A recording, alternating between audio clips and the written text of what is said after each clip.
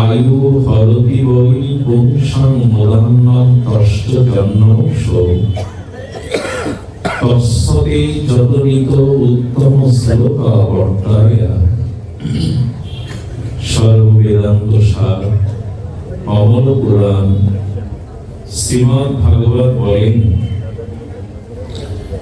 পূর্ব দিগন্তে অরুণোদয়ে উদিত সূর্য পশ্চিম দিগন্তে অস্তমিত হয়।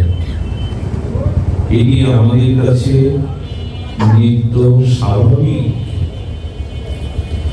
একটি প্রেক্ষাপট। উদিত সূর্য আবার অস্তমিত হয়। সাধারণের কাছে, আমার মতো মানুষ ও অজ্ঞজীবের কাছে এটি নিত্য, এটি সাধারণ ঘটনা। কিন্তু অনুভবী যারা, মহতের কৃপা শ্রীগুরু চরণ নিবেদিত আত্মা হয়ে যারা আত্মজ্ঞানের প্রগতি ভক্তির পথে ভজনের পথে অগ্রগামী হয়েছেন, তাদের কাছে উদিত সূর্য অস্ত যাওয়া সাধারণ ঘটনা নয়। তারা মনে করে, হে ভাস্বর, হে সূর্য দেবতা, হে সূর্য নারায়ণ, আপনি উদিত হয়ে জগৎ প্রকাশিত করেছিলেন, আর সমস্ত জগৎকে আপনি অন্ধকার দীর্ঘ দূর করে আলোক রশ্মিতে বিশ্বকে জাগিয়েছেন। আবার আপনি পশ্চিম দিগন্তে অস্ত যাচ্ছেন। তেমনি এই উদয় অস্ত আমার জীবনের একটি দিন আয়ু হরণ করে নিল, কাল হরণ করে নিল। এটি দুর্লভ, বিবেক প্রধান, চেতন প্রধান, দেবদুর্লভ মনুষ্য জন্ম পেয়ে আমি জগতে কি করে গেলাম। একটি দিন, একটি আয়ু হরণ হলো, আমি জগতের জন্য কি করে গেলাম। সাধারণের কাছে জিজ্ঞাসা আসে না, তত্ত্বজ্ঞানীর কাছে, প্রগতিশীল ভক্তির পথের যাত্রীর কাছে এই প্রশ্ন আসে, আমার একটা দিন হরণ হয়ে গেল। আমার দুর্লভ মনুষ্য জীবনের ঐকান্তিক যে, আমাদের ঐকান্তিক যে উদ্দেশ্য, লক্ষ্য, সেভাবে আমি এগিয়ে গেছি। কিন্তু সূর্য দেবতা, সূর্য নারায়ণ বললেন যে না, দেখুন, একজনের আয়ু আমি হরণ করি না। সূর্য নারায়ণ ভগবান বলছেন আমি একজনের আয়ু হরণ করতে পারি না। কার তৎসবে যতক্ষণ গীত উত্তম শ্লোক মায়া, যিনি শ্রদ্ধাপূর্বক অনুরাগপূর্বক সাধুর সঙ্গে হরিকথা শ্রবণের দ্বারা ভগবানের ভজনে রত, সেই ভজনশীল ভক্তের বা সাধুর সঙ্গে যারা হরিকথা ভগবত ভজন প্রসঙ্গে একটি দিন কাটিয়ে দিল, তাদের আয়ু কাল হরণ করে না। তারা কালের কালভূত কখনোই হয় না। শুধু গ্রন্থের দিন যিনি ভজন করছেন, এই জন্ম মৃত্যু কাল কবলিত সংসারে তাকেও মৃত্যুবরণ করতে হয়। যিনি ভজন করেন না, তাকেও তো মৃত্যুবরণ করতে হয়। এই শ্লোকের যথার্থতা, এই শ্লোকের সত্যতা, এই শ্লোকের যথার্থ তত্ত্ব এটি পরিষ্কার হয় না। ভজন যিনি করেন, তার আয়ু যদি সূর্য হরণ না করে, তিনি তো সহসা মৃত্যুবরণ করতেন না, কাল তো তাকে কবলিত করতো না। কিন্তু যিনি ভজন করছেন, হরিকথার প্রবাহময় গঙ্গায় স্রোতস্বিনী হরিকথার গঙ্গায় ভেসে যাচ্ছেন, তাকেও তো মৃত্যুর স্বাদ নিতে হয়। তবে কেন ভগবান জি এই কথা বললেন যে তার আয়ু সূর্য নারায়ণ হরণ করে না? এই কথা তাৎপর্যে জীবগোস্বামী বলেছেন, যিনি প্রগতিশীল শ্রদ্ধান্বিত ভগবত ভজন করে দিন অতিবাহিত করলেন, আর যিনি বৃথা আর এই জগতের বাসনাময় কামনাময় অনিত্য কাল কবলিত সংসারে সময় অতিবাহিত করলেন, ভক্ত এবং অভক্ত দুজনের মৃত্যু সম্মুখে সমান সাদৃশ্য হলেও দুজনার মৃত্যু সমান নয়। কাল তাকে নিতে আসে না। আমাদের মনে পড়ে বিশ্বদেব ভগবান শ্রীকৃষ্ণের শ্রীহস্তের সেই রথ চক্রকে চক্র মনে করে ভগবান যখন এগিয়ে গেলেন, পিতামহ গান্ধী পরিত্যাগ করে পতিত হলেন। আর যখনই পতিত হলেন, মৃত্যু তার সামনে এসে দাঁড়িয়েছে। এই মৃত্যু দেবতা পিতামহ দেবব্রত বিশ্বের সামনে যখন দাঁড়িয়েছেন, বিশ্ব মৃদু হেসে বললেন, কাল তুমি ফিরে যাও, আমার যাওয়ার কথা গোবিন্দের সাথে তোমার সাথে নয়। পিতামহ দেবব্রত বিশ্ব বললেন, ফিরে যাও কাল, আমি তোমার সাথে যাব না, আমি ভগবানের সাথেই যাব। কারা বলতে পারে এই কথা? বিশ্বদেব কালের কবলিত হননি। এই দেবব্রত গঙ্গাপুত্র তপস্বী মহাজ্ঞানী বিশ্ব ভগবানের জন্যই প্রতীক্ষা করছিলেন, তুমি আসবে কবে? হে অনাদিরাদি, হে সচ্চিদানন্দময়, হে মনোহর সুন্দর, তোমার প্রতীক্ষায় আমি আছি। আমি কালের হাতে কবলিত হতে আসি জগতে। এই কথা ভক্তই বলতে পারে। ভজনশীল, প্রগতিশীল, ভগবৎ চরণে নিবেদিত আত্মা, আত্মজ্ঞান জয়ী যিনি, তিনি এই কথা বলতে পারেন। আপনি জানেন, মৃত্যু আমাদের সম্মুখে সাদৃশ্য এক হলেও ভক্তের মৃত্যু অভক্তের মৃত্যু এক নয়। আমি এই দৃষ্টান্ত পুনঃ বারবার আস্বাদন দান করি, নিজে উপলব্ধি করি যে বিড়ালি তার বাচ্চাকে যখন ধরে, এই বিড়ালি তার মাতৃ স্নেহ দিয়ে তার বাচ্চাকে যখন ওই সুচালো দন্ত দিয়ে ঘাড়মোড়কে ধরে, বিড়ালির বাচ্চাটা আনন্দ পায়, আমার সুখের জন্য মা আমাকে এক স্থান থেকে আরেক স্থানে নিয়ে যাচ্ছে। কিন্তু একই বিড়ালি যখন ইঁদুরকে ধরে একইভাবে, তখন তার প্রাণ সংহার হয়, সে আনন্দ পায় না, সে মৃত্যু যন্ত্রণায় ছটফট করতে থাকে। তাই সারাটি জীবন যিনি ভাগবতের আনুগত্যে, শ্রী গুরু আনুগত্যে এই জীবনের কামনা বাসনা রিপুকে পরাভূত করে ভগবান ভজনে রত, তার মৃত্যুটা ওই বিড়ালি যেমন বাচ্চা ধরে। কাল তার সামনে আসে না, ভয়ঙ্কর মৃত্যু কাল তাকে গ্রাস করতে আসে না। ভক্তি দেবী কোল বাড়িয়ে দেয়, এসো আমার কোলে এসো, তুমি আমার কোলে এসো। ভক্তি দেবী কোল বাড়িয়ে দেয়। একই দন্ত দিয়ে একবার দিও না, উলঙ্গিতে একবার দিও, ভাগবতে একবার দিও। বিড়ালি তার বাচ্চাকে ধরলে তার দন্ত স্পর্শ পর্যন্ত সুখকর হয়ে ওঠে তার শাবক, তার বাচ্চার কাছে। যদি ইঁদুরের প্রাণ সংহার করে নেয় ওই একইভাবে। এখন যারা একটি দিন ভগবত আরাধনায়, ভগবত মননে, ভগবত চিন্তনে অবিচ্ছিন্ন তৈল ধারায় ভগবানের নাম রূপ লীলা স্মরণে কাটিয়ে দিলেন, এই প্রগতিশীল ভক্তি পথের যাত্রী ভক্তকে কাল গ্রাস করতে আসে না। ভগবানই আসেন তাকে বলে দিতে, ভগবানই আসেন দোয়া ও প্রসারিত করে তাকে নিজ চরণে নিতে। তাই বললেন, নিত্য সকলের হলো, সব নিত্য এক নয়। এই জন্য বললেন, যে সময়টুকু মানুষ ভগবত ভজনে মনোনিবেশ করে, তার চিন্তা, তার মন ভগবত ভজনে রত হয়, কাল ওই সময়টুকু তার আয়ু থেকে কাটে না। কোনো না কোনো জন্মে, কোনো না কোনো ভগবত ধামে এই সময়টুকু তাকে ফিরিয়ে দেয়। সুধীজন, এই জন্য মৃত্যু সকলের কাছে আসবে, কিন্তু কাল হবে না। মনে পড়ে আপনাদের ঠাকুর হরিদাসের দিকে মহাপ্রভু তাকিয়েছিলেন, শ্রীকৃষ্ণ চৈতন্য প্রেমাবতার ঠাকুর হরিদাসের দিকে অবলোক নয়নে চেয়ে আছেন। কিছু বলবে হরিদাস? কিছু বলবে তুমি?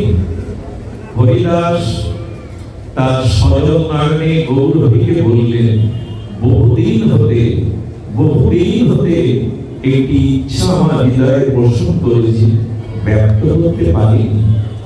মহাপ্রভু বললেন, হরিদাস, কেন তোমার মনের ইচ্ছা অভিলাষ আমাকে ব্যক্ত করনি? হরিদাস বলেছিলেন, চাইবার জন্য তো যোগ্যতা লাগে। কারণ কিছু চাইতে গেলে তো নিজের একটা যোগ্যতার প্রয়োজন। তোমার কাছে কিছু চাইবার মতো যোগ্যতা দিয়ে তো আমি আসি। তবে যদি অবহেলাও, তবে বহুদিন হতে একটা সুপ্ত অভিলাষ আমার চিন্তে আছে। এই গৌরী তোমার চরণে নিবেদন করি, বল হরিদাস।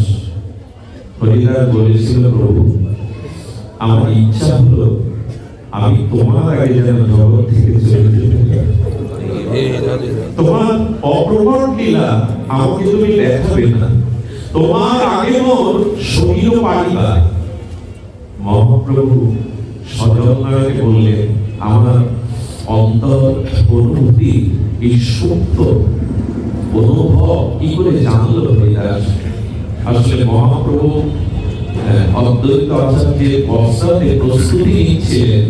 তিনি নিত্য লীলায় প্রবেশ করবেন, অপ্রকট লীলাতে প্রবেশ করবেন। ঠিক সেই মুহূর্তে হরিদাস অনুভবে বুঝতে পেরেছে, গৌর হরি, তোমার প্রেম বিতরণে, তোমার প্রেম ও আনন্দের হাত তুমি ভাঙতে বসেছো। এই লীলাচলকে অন্ধকার করে রথাগ্রে নর্তন আর ভক্ত সঙ্গে সংকীর্তন, বনে বন ভজন, এই আনন্দ নিকেতনের আনন্দ ভক্তির হাট ভেঙে যাবে। তুমি বিদায় নেবে, তোমার সেই বিদায়ের অভিশপ্ত দিন, অন্ধকার দিন আমি দেখতে চাই না। আমি তোমার আগে বিদায় নিতে চাই। সারা জীবনে একটা প্রার্থনা জানাচ্ছেন, এই সে প্রার্থনা। মহাপ্রভু হরিদাসের বদনে তাকিয়ে উনি অনুভূতিতে বলছেন, আর কিছু চাইবে, আর কিছু বলবে, যে কোনো ভক্তের চলে যাওয়া দেব। প্রভু, আগে কি বাঞ্ছা, আমি যেদিন যাব সেদিন আমার মনের অভিলাষ এই তোমাকে নিবেদন করে রাখি, আজটা জানিয়ে রাখি তোমার চরণে। এই কোন ভক্ত কিভাবে যায়? বিশ্বদেব বলছেন, কাল চলে যাও, মৃত্যু বিদায় নাও, আমি তোমার সাথে যাব না, আমি শ্রী গোবিন্দের সাথে যাব। আর হরিদাস বলছেন, প্রভু, আমি যেতে চাই, কিভাবে যাব? হৃদয়ে ধরিব তোমার ও কমল চরণ। এই দেখুন ভক্তের যাওয়াটা দেখুন, যারা গোবিন্দ চরণে, গৌর চরণে নিত্য নিরন্তর ভগবান ভজনে কাটিয়েছে, সেই ভক্তের বিদায়টা দেখুন। বলে, হৃদয়ে ধরিব তোমার ও কমল চরণ, নয়নে হেরিব তোমার ও চন্দ্র বদন, জিহ্বায় উচ্চারিব শ্রীকৃষ্ণ চৈতন্য নাম, এই মতো ইচ্ছা মোর ছাড়িব পরাণ। একেই বলে মহাপ্রস্থান। ভক্তের ইচ্ছা কি, ভক্তের অভিলাষ কি? আমার অন্তর সময়ে, আমার অন্তিম সময়ে আমি যেন তোমার কোমল চরণ দুখানা হৃদয়ে ধারণ করতে পারি। আমার নয়ন ভিন্ন তোমার কমল বদনের মধুময় প্রেম আস্বাদন যেন করতে পারে। আর আমার জিহ্বা সেদিন যেন নিত্য নিরন্তর শ্রীকৃষ্ণ চৈতন্য এই নাম উচ্চারণ করতে পারে। আমার ইচ্ছা কি যেন গৌরী, এইভাবেই আমি চলে যেতে চাই। এই হলো ভক্তের চলে যাওয়া। আমার মতো মাদিস অভয়নশীল জীবের যাওয়া এমন নয়। বিশ্বদেবের এই প্রতীক্ষা ছিল, গোবিন্দ সম্মুখে এসে দাঁড়াবে, সেই সম্মুখে গোবিন্দকে দর্শন করে আমি ভগবানের চরণবলন, তার মঙ্গলময়, বরাভয়ময়, তার অনেক সুন্দর সেই মূর্তি দর্শন করে আমি যেতে চাই। সুরিজন, এই জন্য কাল আয়ু ভক্তকে ধারণ করে না।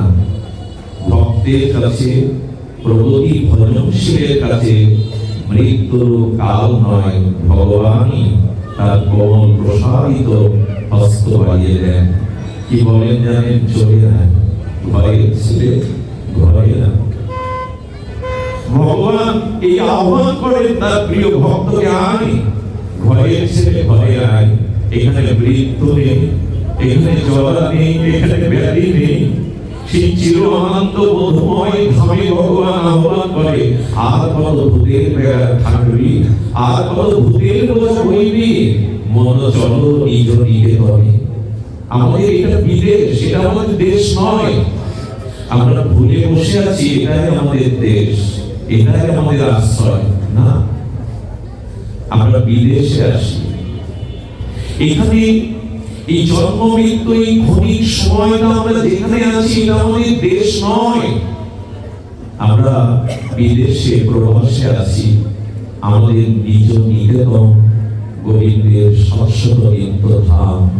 শ্রী গোবিন্দের শাশ্বত নিত্য যুগল চরণ যেখানে নিত্য ধামে বিরাজ করছে, আমাদের ধাম হলো এই নিত্য শাশ্বত চিরন্তন আনন্দময় মধুময়, যেখানে জরা মৃত্যু স্পর্শ করতে পারে না। আমরা সেই নিত্য ধামের বাসিন্দা। গোবিন্দ বিমুখ হয়ে, ভগবান বিমুখ হয়ে, সেই কৃষ্ণ ভোলার অপরাধে আমরা সকলে বিদেশে এসেছি। এই জন্য এই হরিকথা শ্রবণের দ্বারা কি বললেন, তৎসতে যত নিত ক্ষমোত্তম শ্লোকবত্তায়া। ক্ষমনিত ভাগবত শব্দ দিয়েছেন, ক্ষণিক সময়ও তিনি ভগবানের কথাতে রতমান, হরিকথাতে শ্রবণ কীর্তনে রতমান। কাল তার দিকে ফিরে তাকায় না, কাল তাকে গ্রাস করতে আসে না। এই জন্য মৃত্যুঞ্জয়ী, মৃত্যুকে জয় করবার মন্ত্রই হলো হরিকথা শ্রবণ, হরিনাম গ্রহণ। এগুলো মৃত্যুঞ্জয়ী মন্ত্র। মৃত্যুকে পরাভূত করে জীবের শাশ্বত নিকেতনে, এটাই একমাত্র পথ ভগবান চরণে শরণাগতি। সুধীজন, ভগবান চরণে শরণাগতি 9টি সিঁড়ি। আমরা যদি সেই শ্রদ্ধা প্রেম ভক্তির চরম স্তরে পৌঁছাতে চাই, গোস্বামীবাদ বললেন 9টি সিঁড়ি।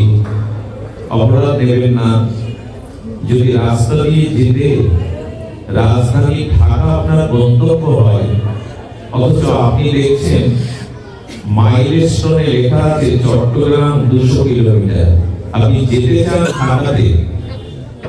আপনি যখন বিশ্ব রোডে উঠলেন, সরকার কর্তৃপক্ষ মাইলস্টোন দিয়ে লিখে রেখেছে ঢাকা 100 কিলোমিটার, এই চট্টগ্রাম 200 কিলোমিটার। পথে উঠলেই মাইলস্টোন যদি দেখেন চট্টগ্রাম 200 কিলোমিটার, আপনি সঠিক পথে যাননি, সঠিক পথে যান। আপনি পৌঁছাতে চান ঢাকায়, ধ্যান দিন, পৌঁছাতে চান ঢাকাতে, কিন্তু আপনি মাইলস্টোনে দেখছেন চট্টগ্রাম 200 কিলোমিটার। আমরা কি সঠিক পথে উঠেছি? আচ্ছা, লক্ষ্য করবেন এই মাইলস্টোন 200 কিলোমিটার, এটা আপনি 100 কিলোমিটার এগিয়ে গেলেন। 100 কিলোমিটার এগিয়ে গেলে আপনার অনুভূতিতে কি আসে? আপনি আপনার গন্তব্যে অনেকটা পথ এগিয়ে এসেছেন। এটাও জানতে পারেন গন্তব্য আর কত দূরে বাকি। যখন ঢাকায় পৌঁছে দেখলেন 0 কিলোমিটার ঢাকা, তখন একটা মানসিক প্রশস্তি আসে যে আপনি নির্বিঘ্নে আপনার গন্তব্যে পৌঁছেছেন। একটু ধ্যান দিন, আমরা যে ভগবানের শাশ্বত নিত্য চিরধামে আনন্দ নিকেতনে ভগবানের চরণ পদ্মে ফিরে যেতে চাই, আমাদের কি দেখে বুঝতে হবে যে আমরা সঠিক গন্তব্য, সঠিক লক্ষ্যপথে, ভজন পথে উঠেছি। রসাচার্য মহাপ্রভুর মনোভীষ্ট পূরণকারী জগৎগুরু আচার্য শ্রীল রূপ গোস্বামীপাদ ভক্তি রসমৃত নামক এই অমর গ্রন্থে বলেছেন, ভক্তিপথের মাইলস্টোন 9টি। ভক্তিপথের মাইলস্টোন 9টি। এই দেখেই বুঝবেন আপনি প্রগতি ভক্তির পথে আছেন। তার প্রথম বললেন আদৌ শ্রদ্ধা। এই যে আমরা হরিকথার আয়োজন করছি, নাম যজ্ঞের আয়োজন করছি, ভগবত উপাসনা যা কিছু করি, নবলীলা ভক্তির জাগরণ, এর আলো আলো মানে আদিতে শ্রদ্ধার মাইলস্টোন যদি আপনার জীবনে থাকে, তাহলে আপনি জানবেন আপনি সঠিক পথে আছেন। ওই মাইলস্টোন যেমন জানিয়ে দেয় যে আপনি সঠিক পথ নির্দেশিকায় উঠেছেন, তেমনি শ্রদ্ধা যদি কারো চিত্তে উদয় হয়, তবে জানবেন আপনি ভগবানের সঠিক পথে আছেন। এটা আর বড় অভাব। আমরা আয়োজন করি বটে, এই ভক্তি ভজনের নানাবিধ কর্মযজ্ঞ এগুলো আয়োজন করি বটে, কিন্তু শ্রদ্ধার আর বড় অভাব। শ্রদ্ধা শব্দে আচার্যগণ বলেছেন, শাস্ত্র বাণীতে যথাযথ সুদৃঢ় নিশ্চয়তা বুদ্ধি বা বিশ্বাসের স্থাপন হলো শ্রদ্ধা। আজ মহাজন বাণীতে শ্রী গুরু পাদপদ্মের মুখ বাক্যে শাস্ত্রে আজ আমরা যুক্তি তর্ক এগুলি এনে ফেলি। এই অপরুষীয় বেদ জ্ঞান, এই যে ভগবানের নাম রূপ লীলা গ্রন্থ যেগুলো কৃষ্ণ দ্বৈপায়ন বেদব্যাস রচনা করেছেন, এই গ্রন্থের কোন শব্দাবলী ব্যর্থ নয়। এই গ্রন্থের দিব্য অক্ষর ব্রহ্ম এগুলো তত্ত্বে ভরা, অনুভূতিতে ভরা, এগুলো আপনার জীবনে পরম মঙ্গল সাধিত করতে পারে। তাই যুক্তি তর্ক ব্যতীত সাধু শাস্ত্র গুরু বাক্যের প্রতি অস্খলিত যে বুদ্ধি নিশ্চয়তা বিশ্বাস, এটাই জানবেন আপনার প্রথম মাইলস্টোন। আপনি কত পথ এগিয়েছেন ভক্তি পথে, সদ্গুরু চরণাশ্রয় পূর্বক প্রগতি ভক্তির পথে কতটা পথ এগিয়েছেন, এগুলি 9টি মাইলস্টোন দিয়ে গোস্বামীপাদ জানাচ্ছেন। শ্রদ্ধার পরে বলেছেন সাধু সঙ্গ। এই একটি প্রসঙ্গ নিখিল সম্প্রদায়ের প্রতিবদ্ধ বিষয়। আপনি যদি আপনার থেকেও উন্নততর অনুভূতি সম্পন্ন ভজনানন্দী কোন সাধু সঙ্গ না করেন, আপনার ভগবান এগিয়ে যাওয়া রুদ্ধ হয়ে যাবে। আপনার সমপরিমাণ ভজনশীল স্নিগ্ধ হৃদয় ব্যক্তির যদি সঙ্গ করেন, আপনি পতনের ভয় আপনার নাই, কিন্তু এগিয়েও যেতে পারবেন না। কিন্তু যদি আপনার থেকে ভজনে অনুভূতিতে এক ধাপ নিচে কারো সঙ্গ করেন, লিখে দেওয়া যায় আপনি পিছিয়ে পড়বেন। এই জন্য যথাযথ সাধু সঙ্গটা হওয়া প্রয়োজন। যথাযথ সাধু সঙ্গ বলতে গোস্বামীপাদ বলেছেন, তার মুখেই হরিকথা শুনবে, সেই প্রবক্তাই উপযুক্ত ভাগবতের অধিকারী বক্তা। নিরাগ বক্তা কে তিনি? না, তিনি হবেন স্বজাতীয় স্বয়ং। আমি রাগ মাধব নবদ্বীপ বৃন্দাবনের হরিনাম সংকীর্তন যুগলের উপাসনা করি, যিনি বক্তা হবেন তিনিও যদি এই স্বজাতীয় বক্তা হন, তার মুখেই হরিকথা শুনুন। বিজাতীয় বক্তা মানে আপনার উপাসনা পদ্ধতি আর যিনি আলোচনা করছেন তার উপাসনা পদ্ধতি যদি ভিন্ন হয়, সেখানে যথাযথ শ্রদ্ধা আসতে ভিন্ন হয়। এই জন্য গোস্বামীপাদ বলেছেন স্বজাতীয় স্বয় স্নিগ্ধ, যিনি ভাগবত গুরু কৃপালব্ধ এই পরম জ্ঞান, এই পরম তত্ত্ব, এই আত্মজ্ঞানের অনুশীলনে রত ভগবানের মাধুর্যময়ী নাম রূপ লীলার কথা পরিবেশন করেন, তার চিত্তটা কামনা বাসনা রহিত স্নিগ্ধ হতে হবে। স্নিগ্ধ বক্তার মুখে হরিকথা শুনলে আমার হৃদয়ে যে স্নিগ্ধতা নাই, তার হৃদয় থেকে এই অনুভূতিগুলো সংক্রামিত হবে আপনার হৃদয়ে। যে বক্তার স্নিগ্ধতা আছে, অর্থাৎ তার চিত্তে কামনা বাসনা প্রশমিত হয়েছে, তার সান্নিধ্যে হরিকথা শুনলে, এই জন্য ঠাকুর মশাইয়ের বাণী, কৃষ্ণ ভক্ত সঙ্গ করি, কৃষ্ণ ভক্ত অঙ্গ হেরি, শ্রদ্ধান্বিত শ্রবণ কীর্তন। যদি সংকীর্তন বা হরিকথা শ্রবণ করতে চাও, স্বজাতীয় স্বয় স্নিগ্ধ বক্তার মুখে শ্রবণ করো, যা হৃদয়ে তাড়িত পীড়িত কামনা বাসনা নাই। সেই স্নিগ্ধ শুদ্ধ হৃদয় অনুভববেদ্য ভগবানের প্রতি যার পূর্ণ অনুরাগ আছে, সেই বক্তার হরিকথায় তোমার মধ্যেও একটা প্রশমিত নিষ্কামতা প্রশস্তি এনে দেবে। তৃতীয় বললেন ভজনানন্দী, আমার থেকে যে শতগুণ বেশি ভজন করে তার সঙ্গ করতে হবে, তবেই না আমার এগিয়ে যাওয়ার সম্ভাবনা। আমার সমপর্যায়ে সাধু যদি সঙ্গ করি আমি এগিয়ে যেতে পারবো না, যেখানে ছিলাম ওখানেই দাঁড়িয়ে থাকবো। এই জন্য সঙ্গটাকে হিসাব করে করতে হয়। সাধু সঙ্গ ছাড়া ভগবত ভক্তি মহা কৃপা বিনা কোনো কার্যে ভক্তি নয়। এই জন্য সাধু সঙ্গ করতে হবে স্বজাতীয় স্বয় স্নিগ্ধ ভজনানন্দী শতবরে। সুধীজন, শ্রী গুরুদেব যদি সকাল ব্রাহ্ম মুহূর্তে কাউকে স্বয়ং ত্যাগ করতে বলে আর নিজে যদি সাতটায় ওঠে, এই উপদেশ শিষ্য একদিন মানবে না, এই উপদেশ তার কাজে আসবে না। এই জন্য শতবরে আমার থেকে যিনি শত শত গুণ বেশি ভজন করেন, আজ এই জাতীয় প্রবক্তার বড় অভাব আছে, নাই এমন নয়। এই জন্য যথাযথ সাধু সঙ্গ যদি হয় তবে অবশ্যই প্রগতির পথে এগিয়ে যেতে পারবে। তোলায়াং লাভে না পিনা সারগাং না পুনর্ভবং ভগবত সঙ্গী সংঘর্ষ মত্ত নাম কিমতাশিষ।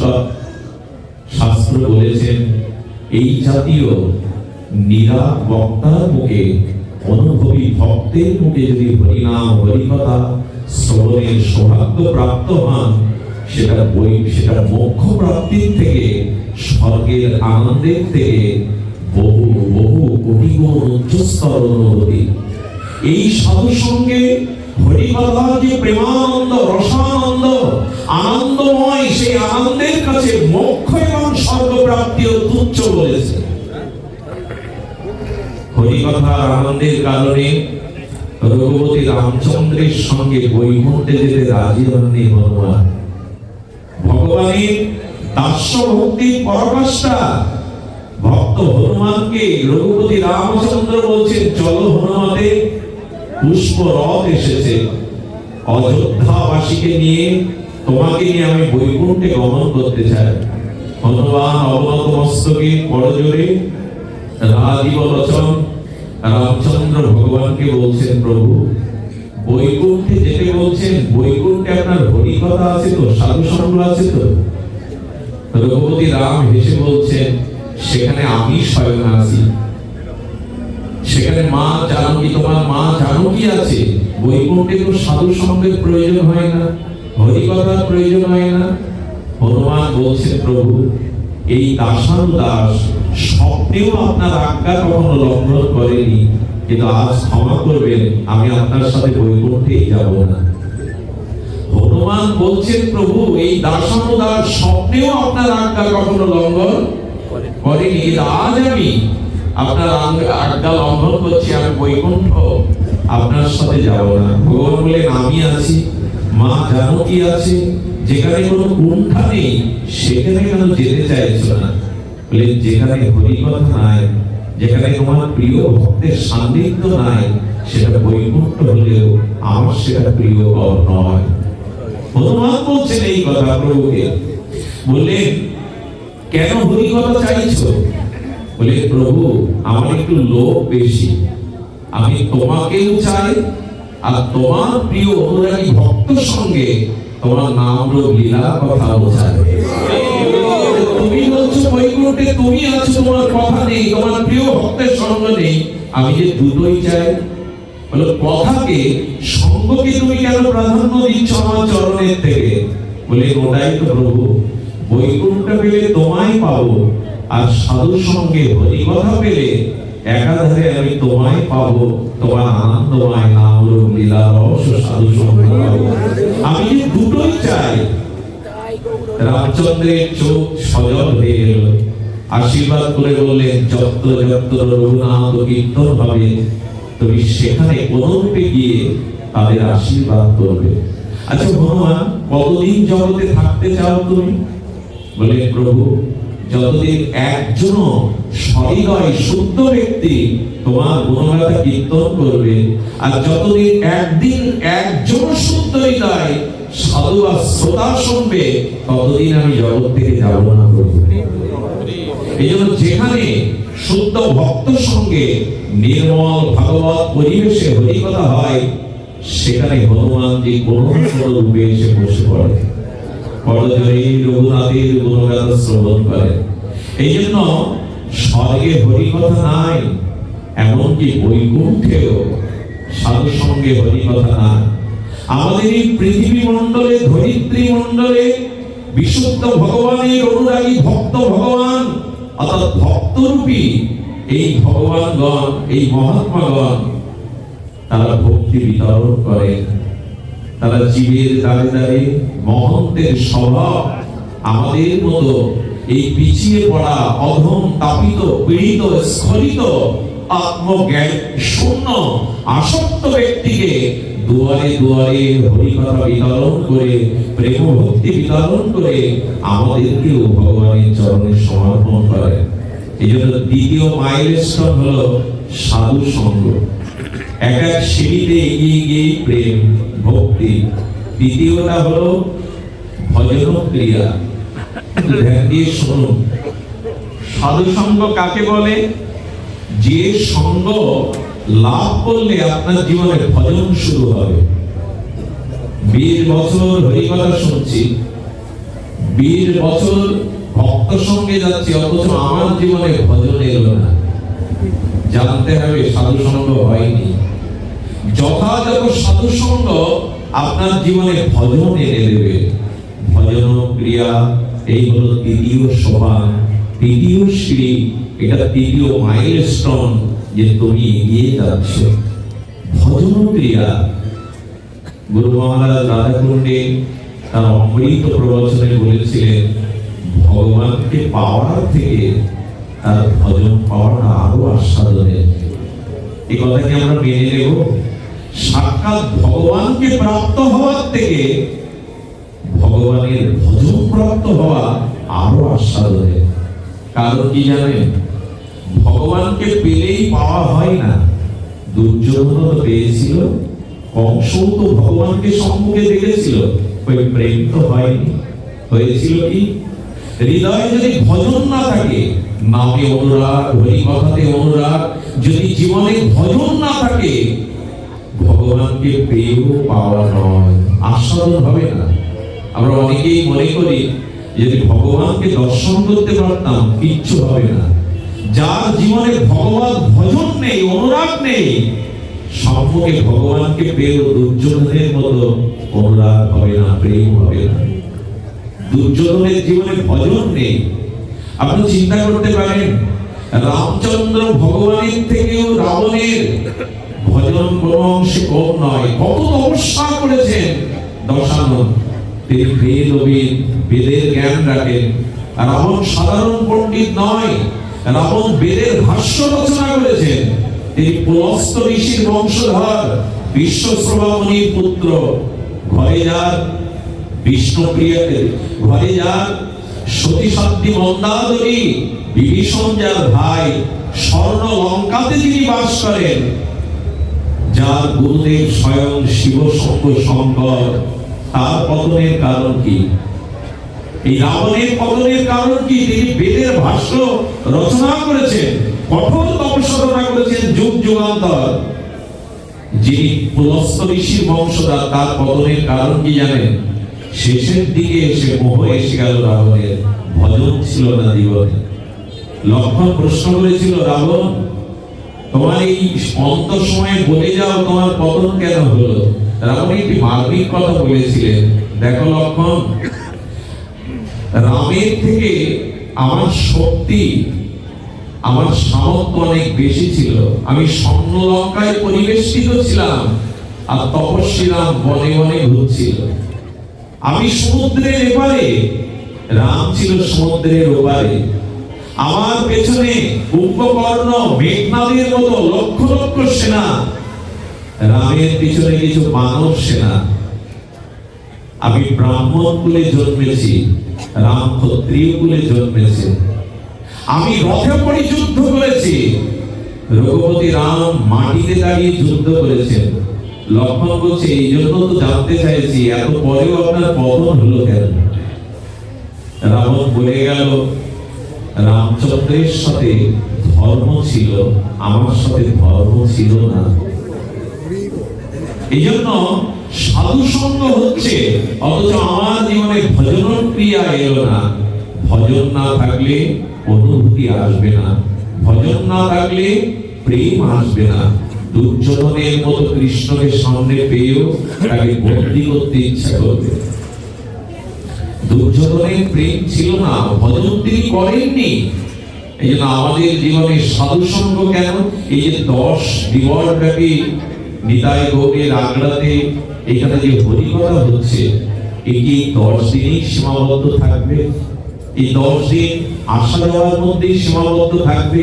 এই সাধু সঙ্গ, এই হরিকথা, এত বিপুল আয়োজন, এত সরম্বরে, এত অভূতপূর্ব আয়োজন বৃথা যাবে? যাবে যদি আমার জীবনে ভজন না আসে। সাধু সঙ্গে যদি ভজন না আসে, তাহলে আমার জীবন বৃথা। এই জন্য তৃতীয় মাইলস্টোন হলো এই ভজন ক্রিয়া। আর ভজন না এলে অনর্থ নিবৃত্তি হবে না। আমার বাধা কোথায় জানেন? আমার বাধা হলো অনন্ত জন্মের অপরাধ, অনন্ত জন্মের পাপ। এগুলো অনর্থ রূপে অন্তরায় হয়ে গেছে প্রেম ভক্তির পদে। ভগবান পাওয়া সুলভ, দুর্লভ নয়। ভগবান প্রাপ্তি অতীব সুলভ, দুর্লভ নয়। দুর্লভ হলো আমাদের অনন্ত জন্মের এই অপরাধ, এই পাপ, মহাপাপ। এই অনর্থগুলো নিবৃত্তি আসে ভজন ক্রিয়ার দ্বারা। ঝড় এসে যেমন ঘন কালো মেঘকে উড়িয়ে নিয়ে যায়, আবার চন্দ্রকিরণ প্রতিভাত হয় জগতে। সম্মুখে পূর্ণিমার চাঁদে যদি মেঘ আচ্ছাদন দিয়ে দেয়, কিরণ মালা যেমন জগতে প্রকাশ হতে অন্তরায় হয়ে যায়, তেমনি ভজন করেও প্রেম পাওয়া যায় না। এই অপরাধ, এই অনর্থ যদি নিবৃত্তি না হয়, চন্দন ঘষতে হবে, তবে তো ক্ষয় হবে। ধূপটাকে তো পোড়াতে হবে মন্দিরে, তবে তো ধূপ নিঃশেষ হবে। তেমন এই ভজন করতে করতেই আমাদের অনর্থ গুলো যাবে। অনন্ত জন্মের পাপ, অপরাধ, অনর্থ আমাদের চিত্তকে মলিন করে রেখেছে। এই অনর্থ নিবৃত্তি হলো আমাদের চতুর্থ সিঁড়ি। প্রথমে শ্রদ্ধা, দ্বিতীয়ত সাধু সঙ্গ, তৃতীয়ত ভজন ক্রিয়া, চতুর্থ মাইলস্টোন হলো অনর্থ নিবৃত্তি। এই অনর্থ নিবৃত্তি কখন হবে জানেন? এই ভজন ক্রিয়া, সাধু সঙ্গে ভজন ক্রিয়া। মনে পড়ে আপনাদের এই বেনাপোল পাঠ বাড়িতে হরিদাস ঠাকুর জঙ্গলের মধ্যে নিভৃতে তার সংখ্যা নাম করে যাচ্ছেন। সেখানে তার চরিত্র হরণের জন্য উপস্থিত হয়েছিলেন লক্ষ্য হীরা। আপনারা বিজ্ঞ শ্রোতা, অনুভবী শ্রোতা, ভাগবত শ্রোতা, আপনারা জানেন। তবু একবার যদি আমরা আস্বাদন করি, এই নবনয়নমান আস্বাদনে আমরা বঞ্চিত হব না। লক্ষ্য হীরা ঠাকুর হরিদাসের কাছে মাত্র 3টি রজনী গিয়েছিলেন সেই বেনাপোলের গভীর জঙ্গলে। লক্ষ্য হীরা কেন নাম জানেন? 1 লক্ষ হীরা একত্রিত করে এক জায়গায় প্রকাশ হলে তার যেমন জ্যোতি প্রকাশ হয়, ও রূপের জ্যোতি ছিল তেমন। ওকে বলা হলো লক্ষ্য হীরা। এই জ্যোতি প্রকাশ, রূপ যৌবন সম্পন্ন লক্ষ্য হীরা, এই প্রতিটা ঠাকুর হরিদাসের কাছে মাত্র 3টি রাত্রি গিয়েছিল। বলতে পারে ঠাকুর তাকে কোনো উপদেশ দেননি, ঠাকুর তাকে কোনো উপদেশ দান করেননি, হরিকথাও শোনাননি। তিনি একান্ত মনে হরিনাম করছিলেন। রাত নিশি প্রহর হলেই উনি বলতেন, আগামীকাল এসো, আমি আমার এই সংখ্যা নাম পূরণ করতে গিয়ে তোমাকে ব্যথা দিয়ে বসেছি। তোমার অন্তরের নিবেদন, আবেদন আমি শুনতে পারিনি, ইচ্ছা পূর্ণ করতে পারিনি। তুমি কাল আবার এসো। এই 3 দিন ঠাকুর হরিদাসের গায়ে হাওয়া লেগেছিল, ওনার ভজনের অনুভূতিগুলো সংক্রামিত হয়েছিল। আর ঠাকুর কি বলেছিল জানে? শ্রী নামের কাছে প্রার্থনা করেছিল, ঠাকুর ঠাকুর যে এসেছে তোমার দুয়ারে তার চিত্তকে তুমি শুদ্ধ করে দাও, তার পাপ মলিনতা থেকে দূর করে দাও। একটা কথা আপনাদের এই পরিসরে বলি, ভগবানের কোন প্রিয় ভক্ত যদি ভগবানের কাছে আপনার জন্য প্রার্থনা করে দেয়, সে প্রার্থনা ভগবান মঞ্জুর করে নেন। প্রভু, আমার জন্মের যদি কোনো আমাদের জগাই মাথায় উদ্ধারে প্রভু নিত্যানন্দ এই পতিত উদ্ধারণ পতিত পাবন নিতাই চাঁদ বলেছিল মহাপ্রভু, প্রভু আমার কোন জন্মের যদি কোন সুকৃতি থাকে আমি মাধাইতে দান করলাম, ওকে কৃপা করো।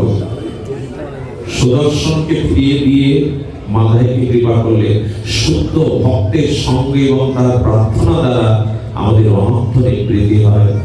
এই দ্বিতীয় রজনীর প্রভাতে বিবাহ ভরি শেষে এই লক্ষ্মীরায় চরণে পড়ে বলেছিল, ঠাকুর নামে এত আনন্দ, নামে এত প্রেম, অনেক নেচেছি অনেক গেয়েছি, কিন্তু তোমার নামের মধ্যে যে প্রেম আনন্দ এটা পাইনি। কৃপা করো, কৃপা করো যাতে এই নামস্মরণ করে এই পরমানন্দ আস্বাদন করতে পারি। এই হলো সাধুর সঙ্গে অনন্ত নিবৃত্তি। ভজন ক্রিয়া দ্বারা 1 লক্ষ হরিনাম, কখনো উপবাস, কখনো তুলসী চর্বণ, এই করে লক্ষ্য হীরা থেকে গেল। ঠাকুর বললেন, শোনো, একদিন বড় বড় বৈষ্ণবগণ তোমাকে দর্শন করতে আসবে। মুহূর্তে কিছুদিনের মধ্যেই বড় মহত্তি হয়ে গেল লক্ষ্য হীরা। এটাই হয় অনন্ত জন্মে অর্থ অন্তরায় প্রবৃত্তি, এগুলো দূর হয় ভজনের দ্বারা, নামাশ্রয়ের দ্বারা, সাধু সঙ্গের দ্বারা। এখন নিজের কাছে সাধককে জিজ্ঞাসা প্রশ্ন করতে হবে, আমার অনর্থ দূর হচ্ছে তো? আমার ভক্তিপথের অন্তরায় বাধা দূর হচ্ছে তো? এই সাধু সঙ্গে এই অনর্থ নিবৃত্তি হবে। আমাদের শাস্ত্রে বলেছেন, ইতাম সারত উজ্জ্বল শরৎ ঋতুর আগমনে বর্ষার পঙ্কিল খাল বিলের নদ নদীর জলগুলো দেখবেন কাকচক্রুর মতো নির্মল হয়ে যায়। বর্ষাকালে এই বৃষ্টির জল নদ নদীতে খালি বিলে পুষ্করণীতে দেখবেন ঘোলা দেখা যায়।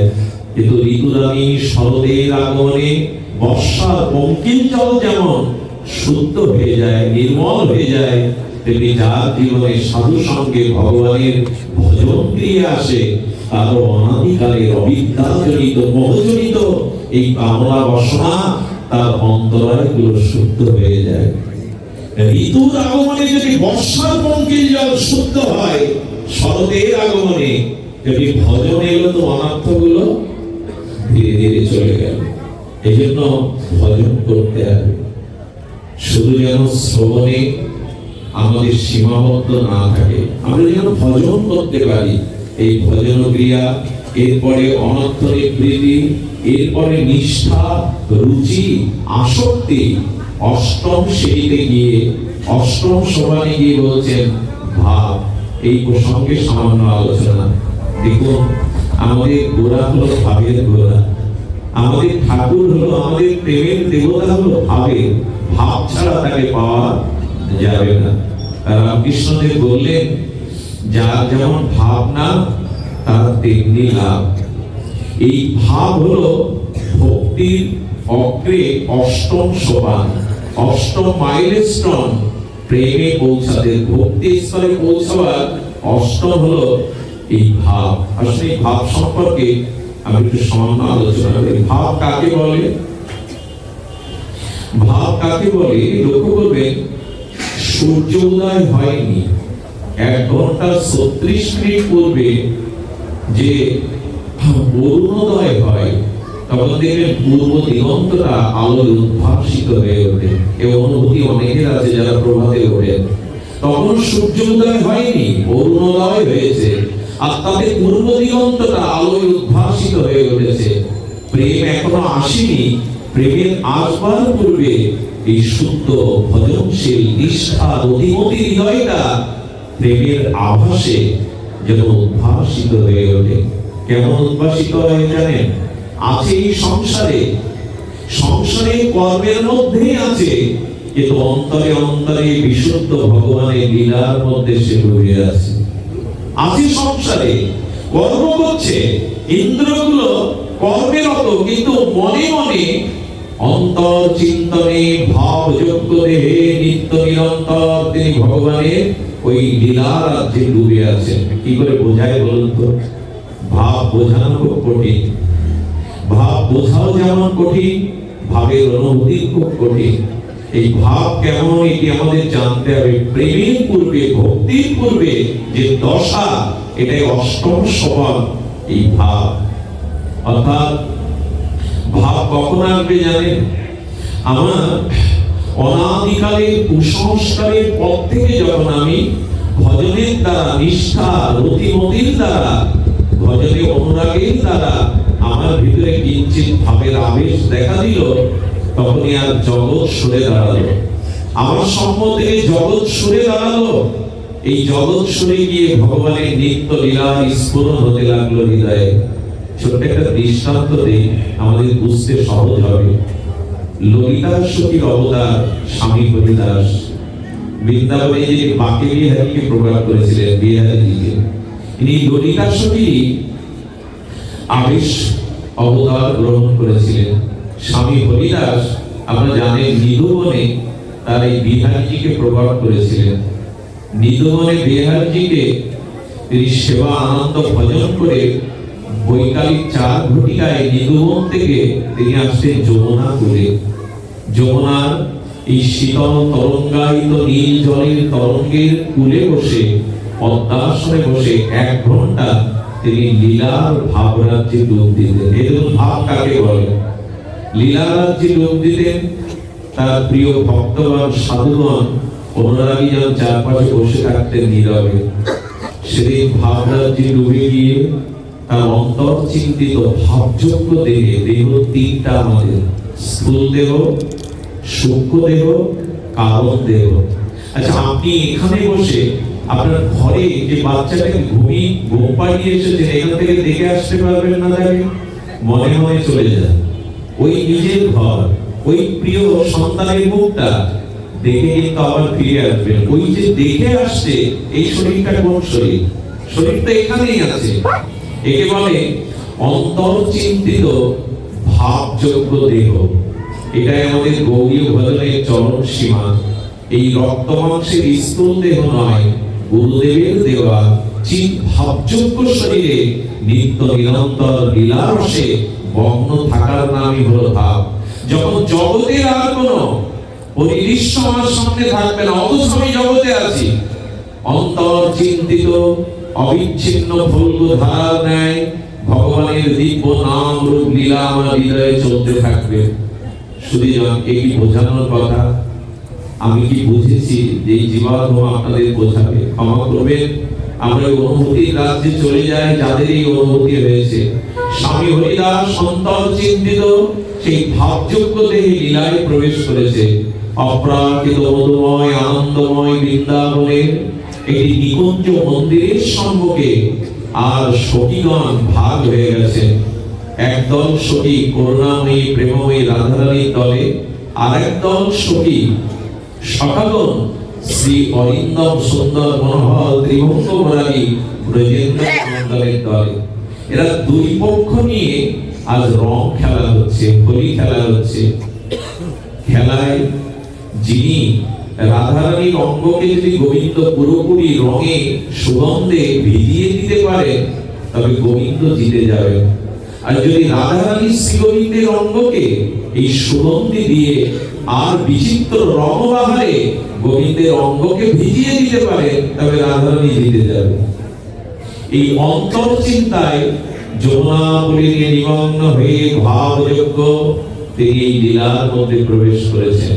পদ্মাসনে নীরবে দেহটাই কেবল আছে, অন্তর রাজ্যে লীলাতে নিমগ্ন। ঠাকুর মশাই জন্য বলেছেন সাধন স্মরণ লীলা।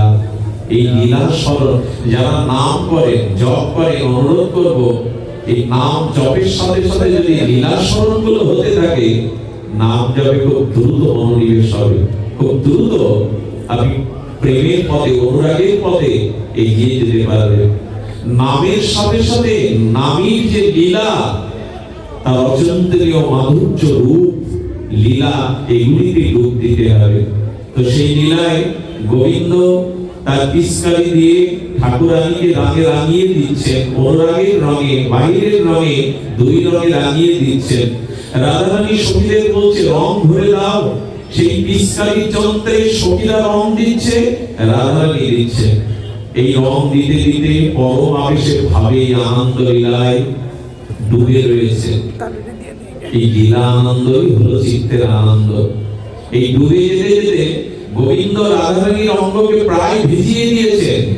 গোবিন্দ আনন্দে উদ্ভাসিত বলছেন, সখীগণ তোমাদের প্রিয়াজি হেরে গেছে।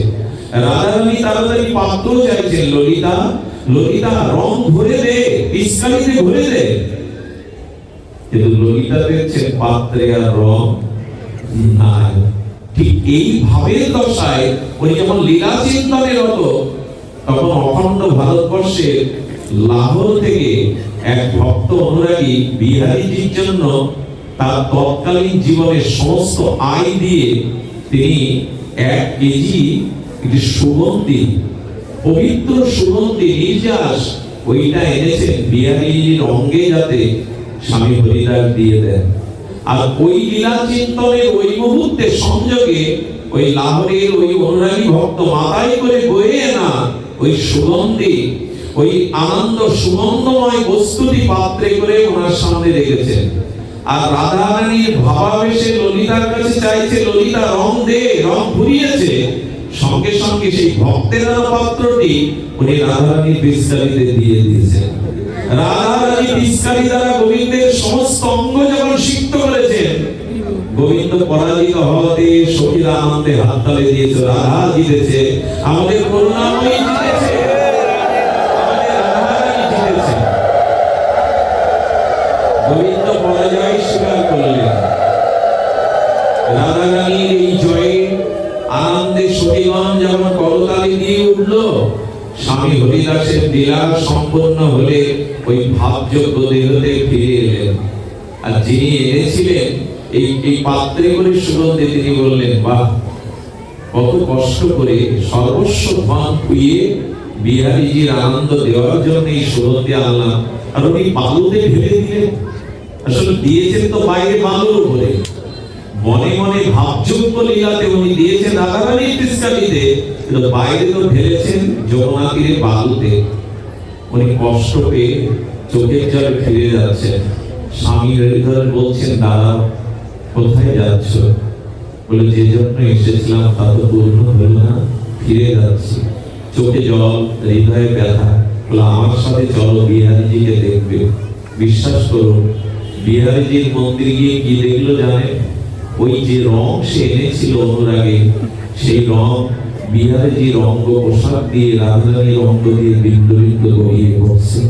সুগন্ধে ভরে গেছে সমস্ত মন্দিরের অলিন্দে, সমস্ত মন্দিরে এই দিব্য চিন্ময় সুগন্ধ ভরে গেছে।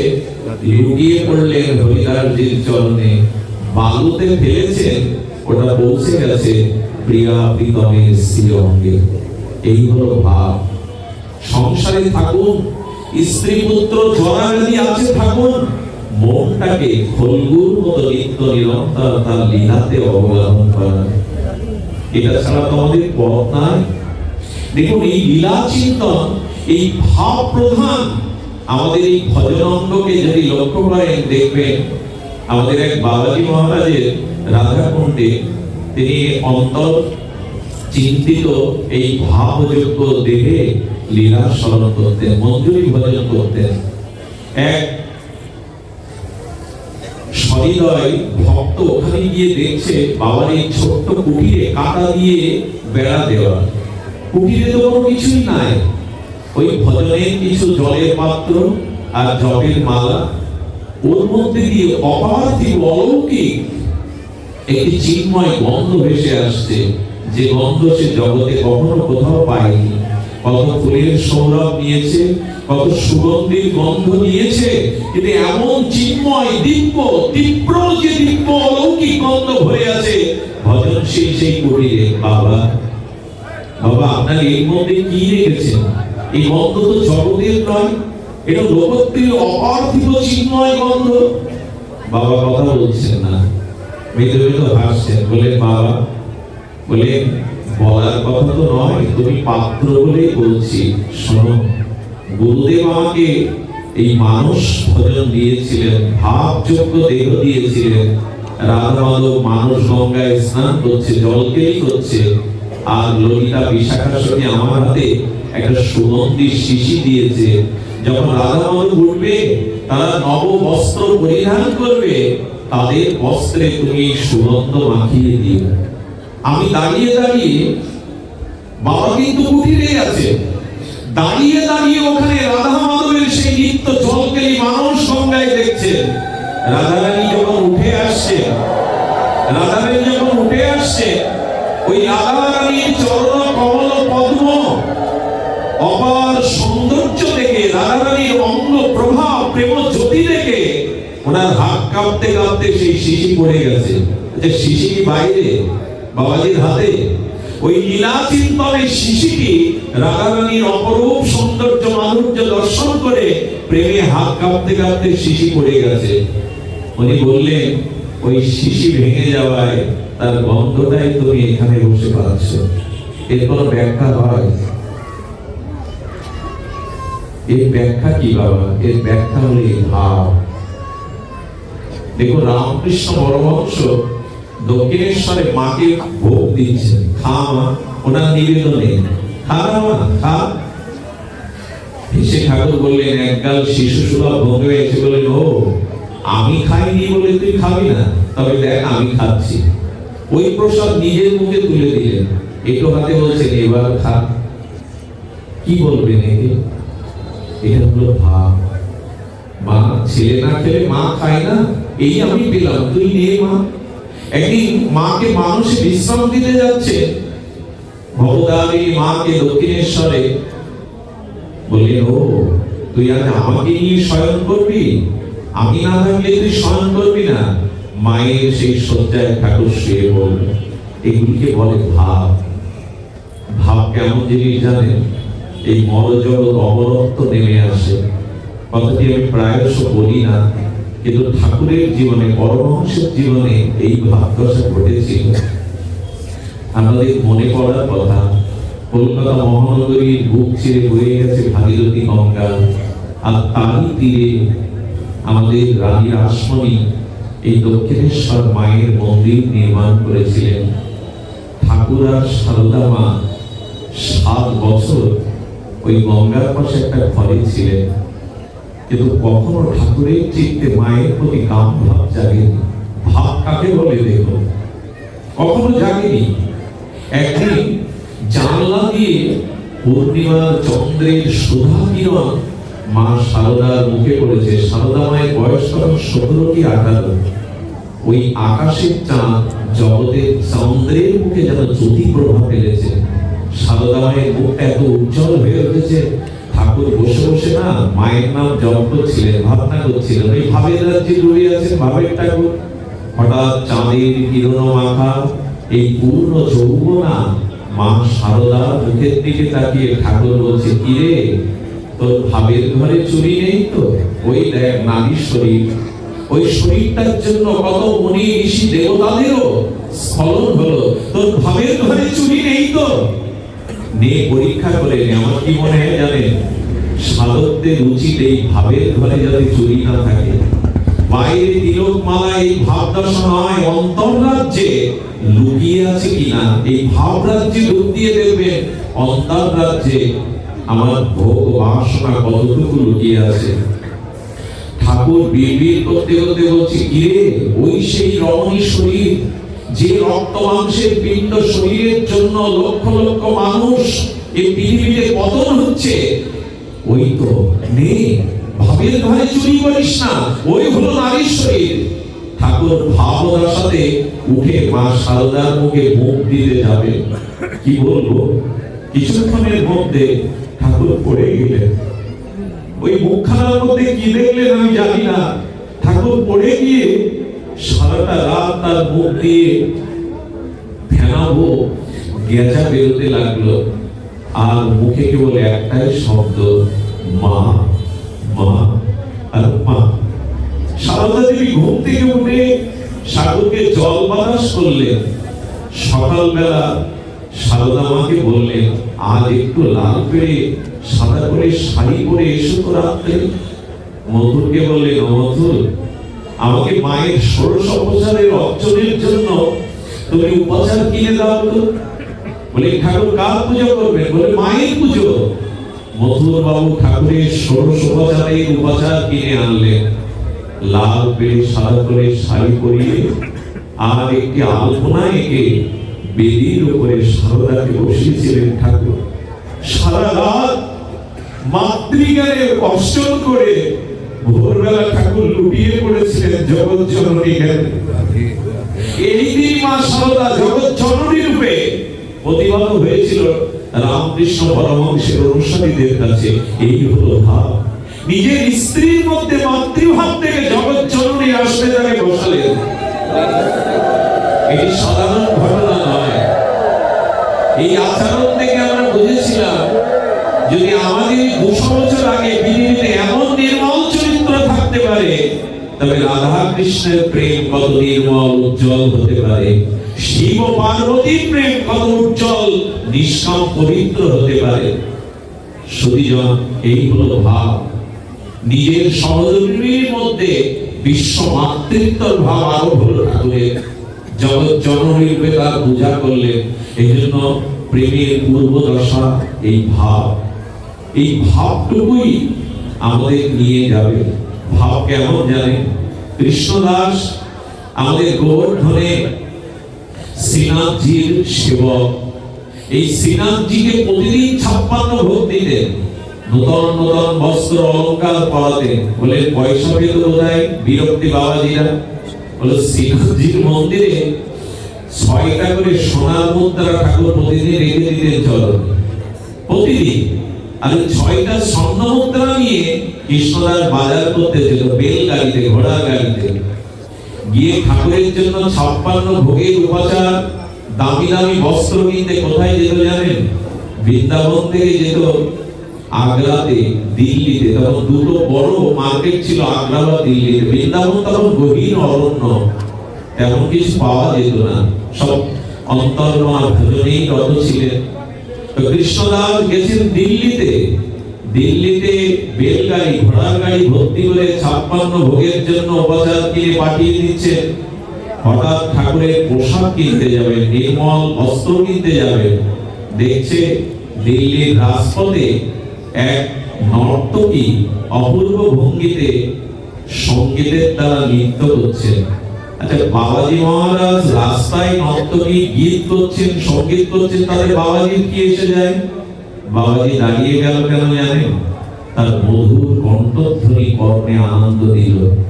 কৃষ্ণ ভাব কাকে বলে? আমরা তো ভাব নিয়ে আলোচনা করছি, এরপরেই প্রেম, এরপরেই ভক্তি। ভাব কাকে বলে? ঠাকুর দাঁড়িয়ে গেলেন, গিয়ে কি বললেন জানেন? ভাবছেন, এমন কণ্ঠ কারো হতে পারে? এমন ইন্দ্রী কণ্ঠে সমুদ্র রাগিনী দ্বারা যদি আমি আমাদের শ্রীনাথজিকে শোনাতে পারতাম। একবার ভেবে দেখুন তো ভক্তের ভাব কেমন। দিল্লির রাজপথে নর্তকী সঙ্গীত আলাপ করছে, সুরালাপ করছে, ওই কণ্ঠ এত মধুর মনে হয়েছে, আমার শ্রীনাথজিকে যদি আমি একবার শোনাতে পারতাম এই কণ্ঠ। ভাব কাকে বলে দেখুন। উনি লাইনে দাঁড়িয়ে গেছেন, মানব প্রাচীরের লাইনে দাঁড়িয়ে ওনার সঙ্গীত চোখ বন্ধ করে শুনছে। এই নর্তকের নৃত্য সুরমোচ্ছনায় টাকা ছুড়ে দিয়ে সব যখন চলে গেল, যেতে যেতে বাবাকে টিটকারি কাটতে অনেকেই ভুল করেনি। কত বাবা, তুমিও দাঁড়িয়ে গেছো লাইনে? ওনার এই আচরণ সবাই বলে, আপনিও দাঁড়িয়ে গেছেন বাবা এই লাইনে। পতিতাকে বলছে, তোমার ভাগ্য, তোমার সামনে কে দাঁড়িয়ে আছে জানো? শ্রীনাথজির অন্তরঙ্গ সখা এই কৃষ্ণদাসজি। পতিতা যখন প্রণাম করতে গেছে নর্তকী, তখন নর্তকীকে বলছেন, তুমি শোনাবে? কি শোনাবো? তোমার এই মধুর কণ্ঠে সঙ্গীত আলাপ করে শোনাবে কাকে? বললেন, একজন পৃথিবীর অন্যতম শ্রেষ্ঠ ধনীকে। সেই শেখ আমার বন্ধু হয়, শোনাবে তাকে? তাকে শোনালে টাকা পাবো তো? কৃষ্ণজি এসে বললেন, তাকে যদি আনন্দ দিতে পারো সুরের দ্বারা, তোমাকে এমন ধরিয়ে দেবে, অভাব করে আর কিছু তোমার থাকবে না। এই নর্তকী উনি ভাবলেন ওনার বন্ধু শেখ মানে কোনো বড় লোক কেউ হবে, বলে আমি রাজি আছি। ওনার জন্য ঘোড়ার গাড়ি করে দিলেন, একটা পত্র লিখে ঠিকানা দিয়ে দিলেন, ওখানে গিয়ে বিশ্রাম নাও, আমি আসছি। ঠাকুরের মখমলে দামি কাপড়ে কিনে ঠাকুরকে সিঙ্গার সাজাবে বলে ওইগুলো কিনে চলে গেলেন। গোবর্ধনে শ্রীনাথজির মন্দিরে যখন এই নর্তকী এসেছে, বলছেন বাবার কি স্মৃতিশক্তি লোপ পেল, শেষ পর্যন্ত নর্তকী নিয়ে হাজির করেছে শ্রীনাথজির মন্দিরে। ওখানে গিয়ে বলছে, শোনো আজ থেকে তোমাকে এই পোশাক পরলে হবে না। উনি কি করলেন জানেন? বৃন্দাবনের রজ তিলক দিলেন, গেরুয়া রঙের একটি কাপড় বস্ত্র দিলেন প্রসাদী, এগুলি পরবে, তিলক দেবে, অর্থি দিয়ে দিলেন। এবং সাধু সঙ্গে কি হয়, ভজনের ক্রিয়াটা কিভাবে শুরু হয়, বলে আজ থেকে 3 দিন বাদে আমার শেখ আমার বন্ধু তোমার সঙ্গীত শুনবে, তার আগে 3 দিন করে এখানে প্রসাদ পাবে। গোবিন্দের প্রসাদ দিতে লাগলো আর বলে তোমার সঙ্গীত নয়, আমি লিখে দেব, আমারই সুর করা এই সুরালাপ তোমাকে আমার শেখকে শোনাতে হবে।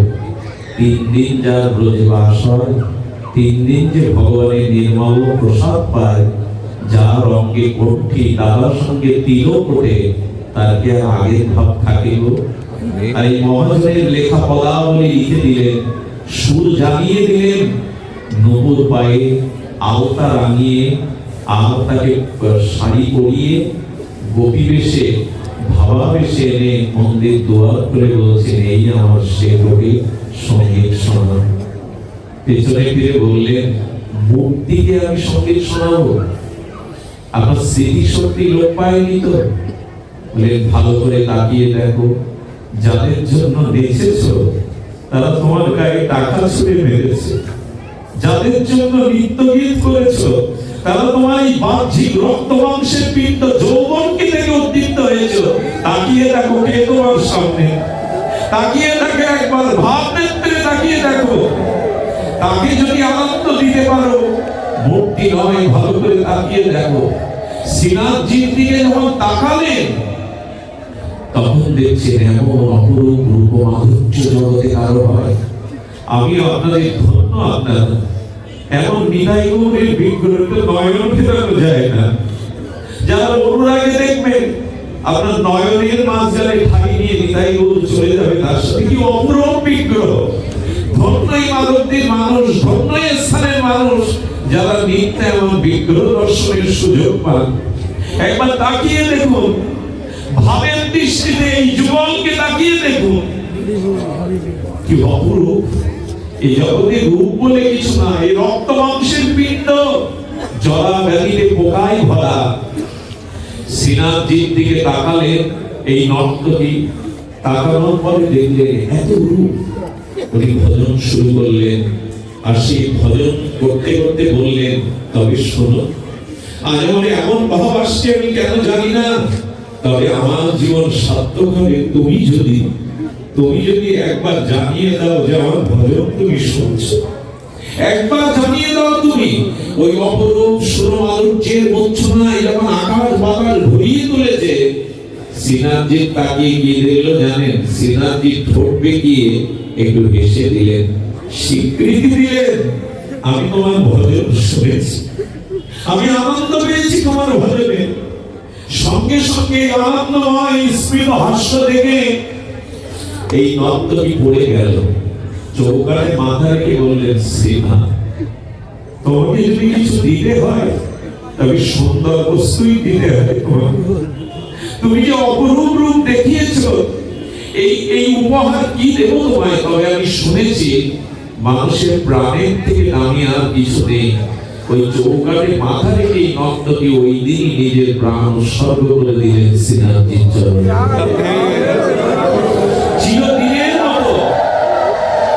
চিরদিনের মতো বিশ্রাম পেলেন শ্রীনাথজির চরণে। মাত্র 3টে দিনে এই ভাব দশা। আমি বলি কি, ভগবান ভজনটা যেন যন্ত্রের মতো না হয়।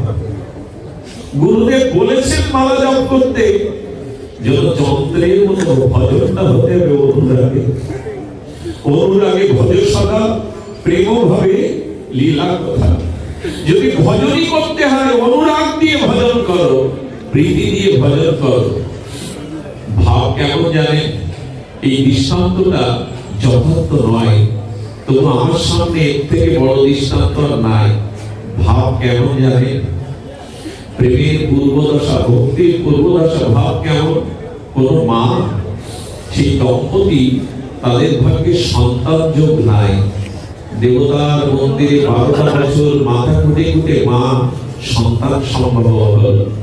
দেবতার বড় হয়ে আশীর্বাদে মাটি সন্তান সম্ভব হলে জন্ম দিলেন গোপালকে। শশীকলার ন্যায় ধীরে ধীরে এই বাচ্চাটি 3 বছর বয়স হলো। মা এই জগতে আনন্দ ধরে না। এই ললিত কলা, এই শিশুর হাস্য নির্মল, তার অঙ্গ যদি তার ছোট্ট ছোট্ট করপল্ল কোলে উঠে যেমন মা বলে ডাকে, তার জীবনের সমস্ত ব্যথা দূর হয়ে গেল। কিন্তু কালের কি করাল গতি, মৃত্যু এসে এই ছেলেটাকে ছিনিয়ে নিয়ে গেল।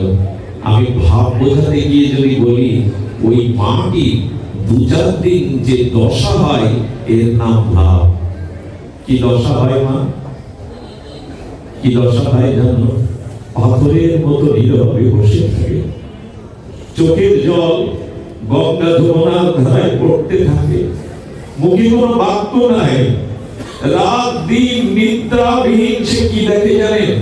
তার নয়ন মনে জগতের সামনে তার গোপালের মুখটাই কেবল মনে পড়ে। ওই বুঝি মা বলে দৌড়ে কোলে এলো, ওই বুঝি আমার গলাকে ছোট্ট বাহু পাশে জড়িয়ে ধরলো। কয়েকটা দিন ওই মায়ের পৃথিবীর কোন বস্তু, পৃথিবীর কোন সম্পর্ক তার হৃদয়ে থাকে না।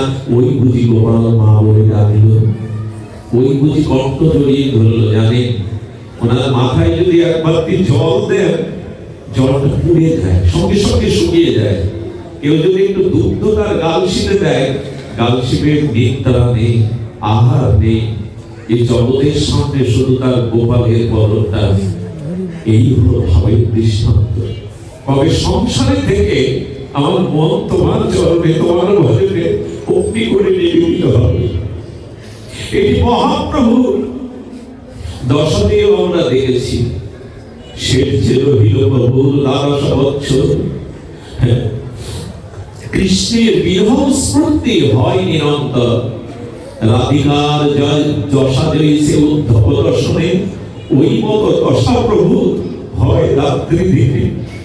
গম্ভীর গাম্ভীরায় গাম্ভীরা যত রাত গভীর হয়, মহাপ্রভুর মধ্যে রাধারানীর ভাবে এই বিরহ জেগে ওঠে। সেই বিরহ জেগে ওঠে যত রাত গভীর হয়। মাধুর বিরহে বিরহিনী রাধা ভবদ্দূতিতে মহাপ্রভু চলে যান ওই ভাব দশায়।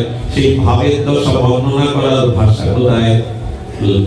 লোকবে রক্তগণ দন্ত সব হলে, কবু অঙ্গ ক্ষীণ হয়, কবু অঙ্গ ফুলে।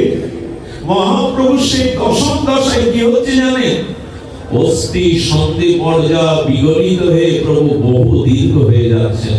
এটি বোঝাবার কথা, এটি কাউকে যুক্তি দিয়ে বোঝানো যায়?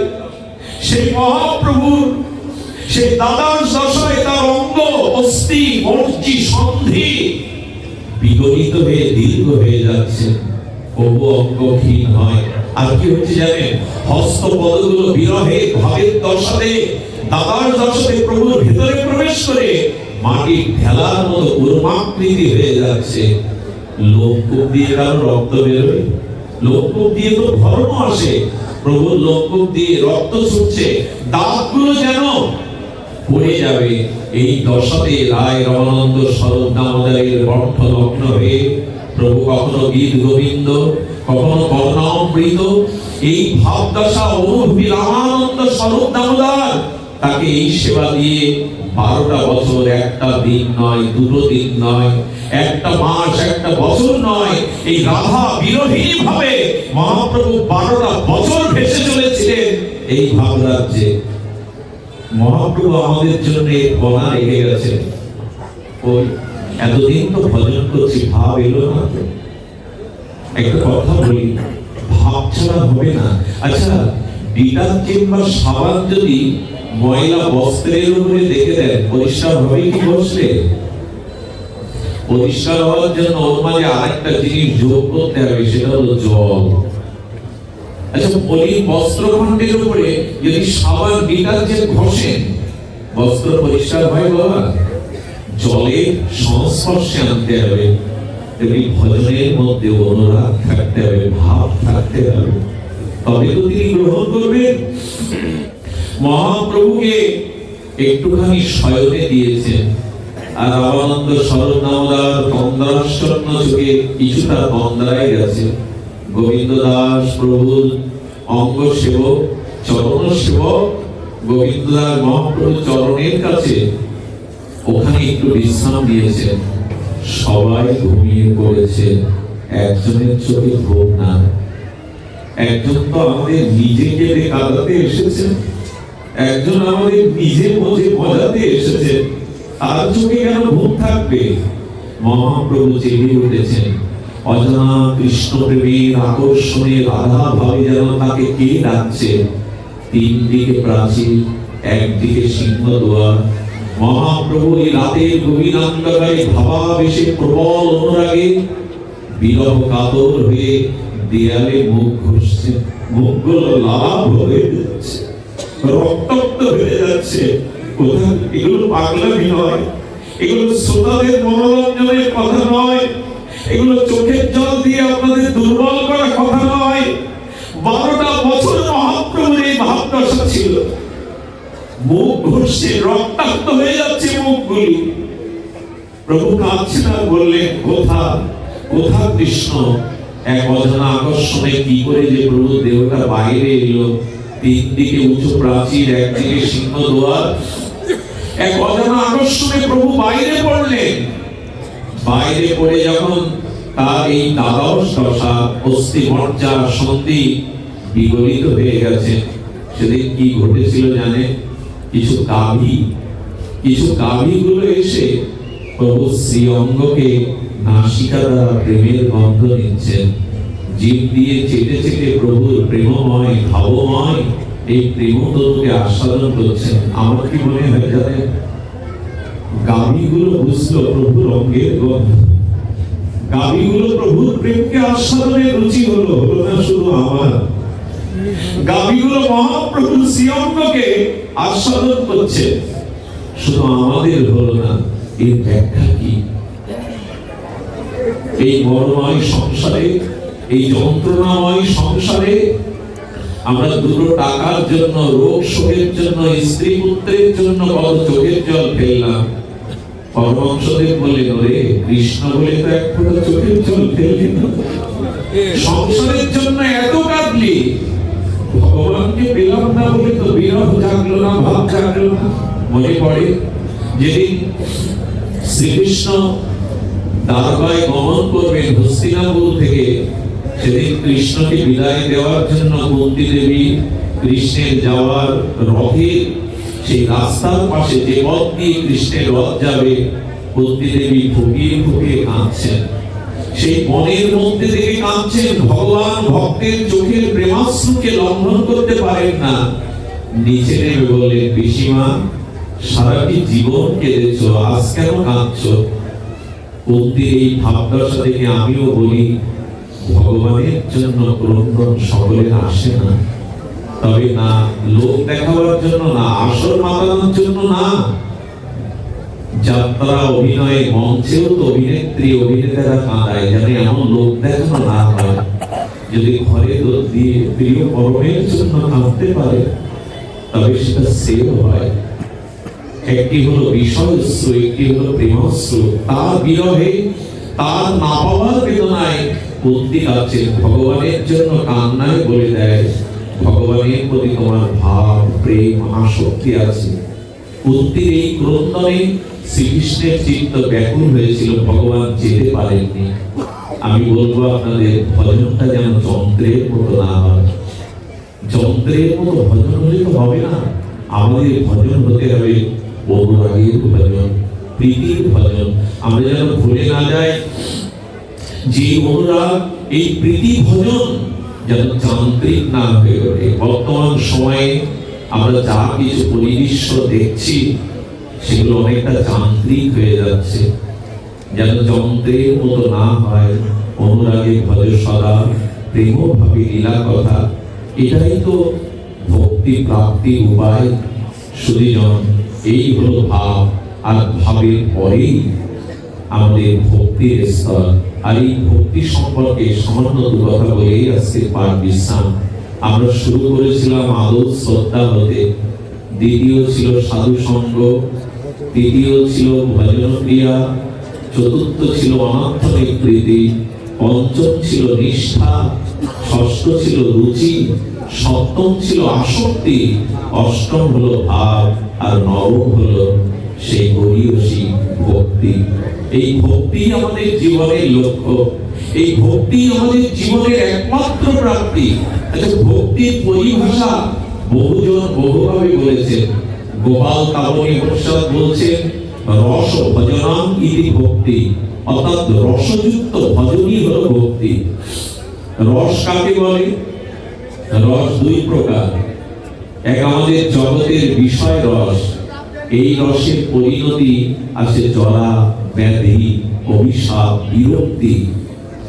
দেখুন, জগতের যে রস, এই রস কিন্তু স্থায়ী নয়। একটু সামান্য আপনারা একটু এই ভক্তির কথাটি না বললে আজকের লক্ষ্য পরিপূরণে, আমাদের ভাগবত মীমাংসা পরিপূরণে আমরা পৌঁছাতে পারবো না। যদি আমি অনধিকারী, তো সামান্য একটু শিবুর মহিমায় এই ভক্তির স্বরূপটা আমরা জানি। রস জগতে আছে যৌবন রস, তাকে বেশি দিন থাকে গো, থাকে না। জরা ব্যাধি এসে এই রসকে ম্লান করে দেয়। জয় রাধে। সুধীজন, ভক্তি রসকে ম্লান করে দেয়। আচ্ছা, লক্ষ্য করুন তো, খাদ্যেও তো রস আছে না? আচ্ছা, সরস মিষ্টি রস কতক্ষণ খেতে পারবেন? সারাদিন তো পারবেন না। পারবেন কি? রসে বিরক্তি আসে, রসের আস্বাদনে ভাটা পড়ে। আপনি দেখবেন রস বেশিক্ষণ নিতে পারবেন না। বাসনার রস, ভোগের রস এই জগতে এক সময় তিক্ত হয়ে যায়, সমর্থ থাকে না। আমাদের ইন্দ্রগুলো পটু নয়, এক সময় সমর্থ হারিয়ে ফেলে। আপনার রসে ভেজানো রস, মিষ্টি রস কতক্ষণ পেতে পারেন? পারবেন না। যৌবন রস তো দেখতে দেখতেই দুদিনে ফিরিয়ে যায়। ভক্তি রস কেন বলেছেন জানেন? যে রস আস্বাদনে নিত্য নিরন্তর নবনবায়নমান আস্বাদন বেড়ে যায়, পিপাসা নিবাপিত হয় না। পিপাসা নিত্য নিরন্তর নবনবায়ন অনুরাগে বেড়ে যায়, এরই নাম ভক্তি রস। আমি জানি না আপনাদের হৃদয়ে পৌঁছে দিতে পারলাম কিনা। রস জগতেও আছে, কাম রস, ভোগের রস, যৌবনের রস, মিষ্ট রস। এগুলো কি চিরদিন আমাদের সামর্থ্য থাকে? এই রসে বিরক্তি আসে। এই জন্য সেই রসই ভক্তি, যে রস আস্বাদনে নিত্য নিরন্তর নবনবায়নমান অপার্থিব আস্বাদন, চিন্ময় আস্বাদনে হৃদয় তরুণ ভরে দেয়, এই নাম ভক্তি রস। তবে কি জানেন, আপনি এইখানে আমি শুনেছি কয়দিন নাম যজ্ঞ? 8 দিন। ভাবা যায় 8 দিন নাম যজ্ঞ হবে। নাম কি আলাদা আলাদা কীর্তন করবেন? আচ্ছা, আপনি লক্ষ্য করুন তো, পৃথিবীর সেরা শিল্পীকে দিয়ে, পৃথিবীর সেরা মিউজিশিয়ান দিয়ে এক গান আপনি 24 ঘন্টা বসে শুনুন তো, রুচি হবে না? পরের দিন আর আসবে? 24 ঘন্টা পৃথিবীর সেরা শিল্পী দিয়ে, সেরা মিউজিশিয়ান দিয়ে আপনি 24 ঘন্টা একই গান শুনুন, রুচি হবে পরের দিন?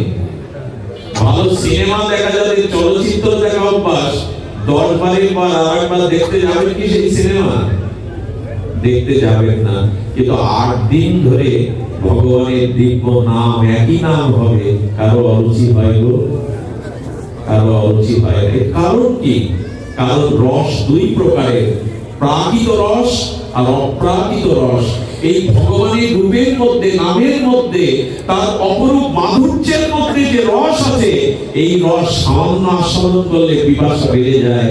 নিত্য নিরন্তর রসাস্বাদনে হৃদয় ব্যাকুল হয়ে যায়। এই রসের নামই ভক্তি। যে রসের আস্বাদন নিত্য নিরন্তর বেড়ে যায়, এটি নাম রস।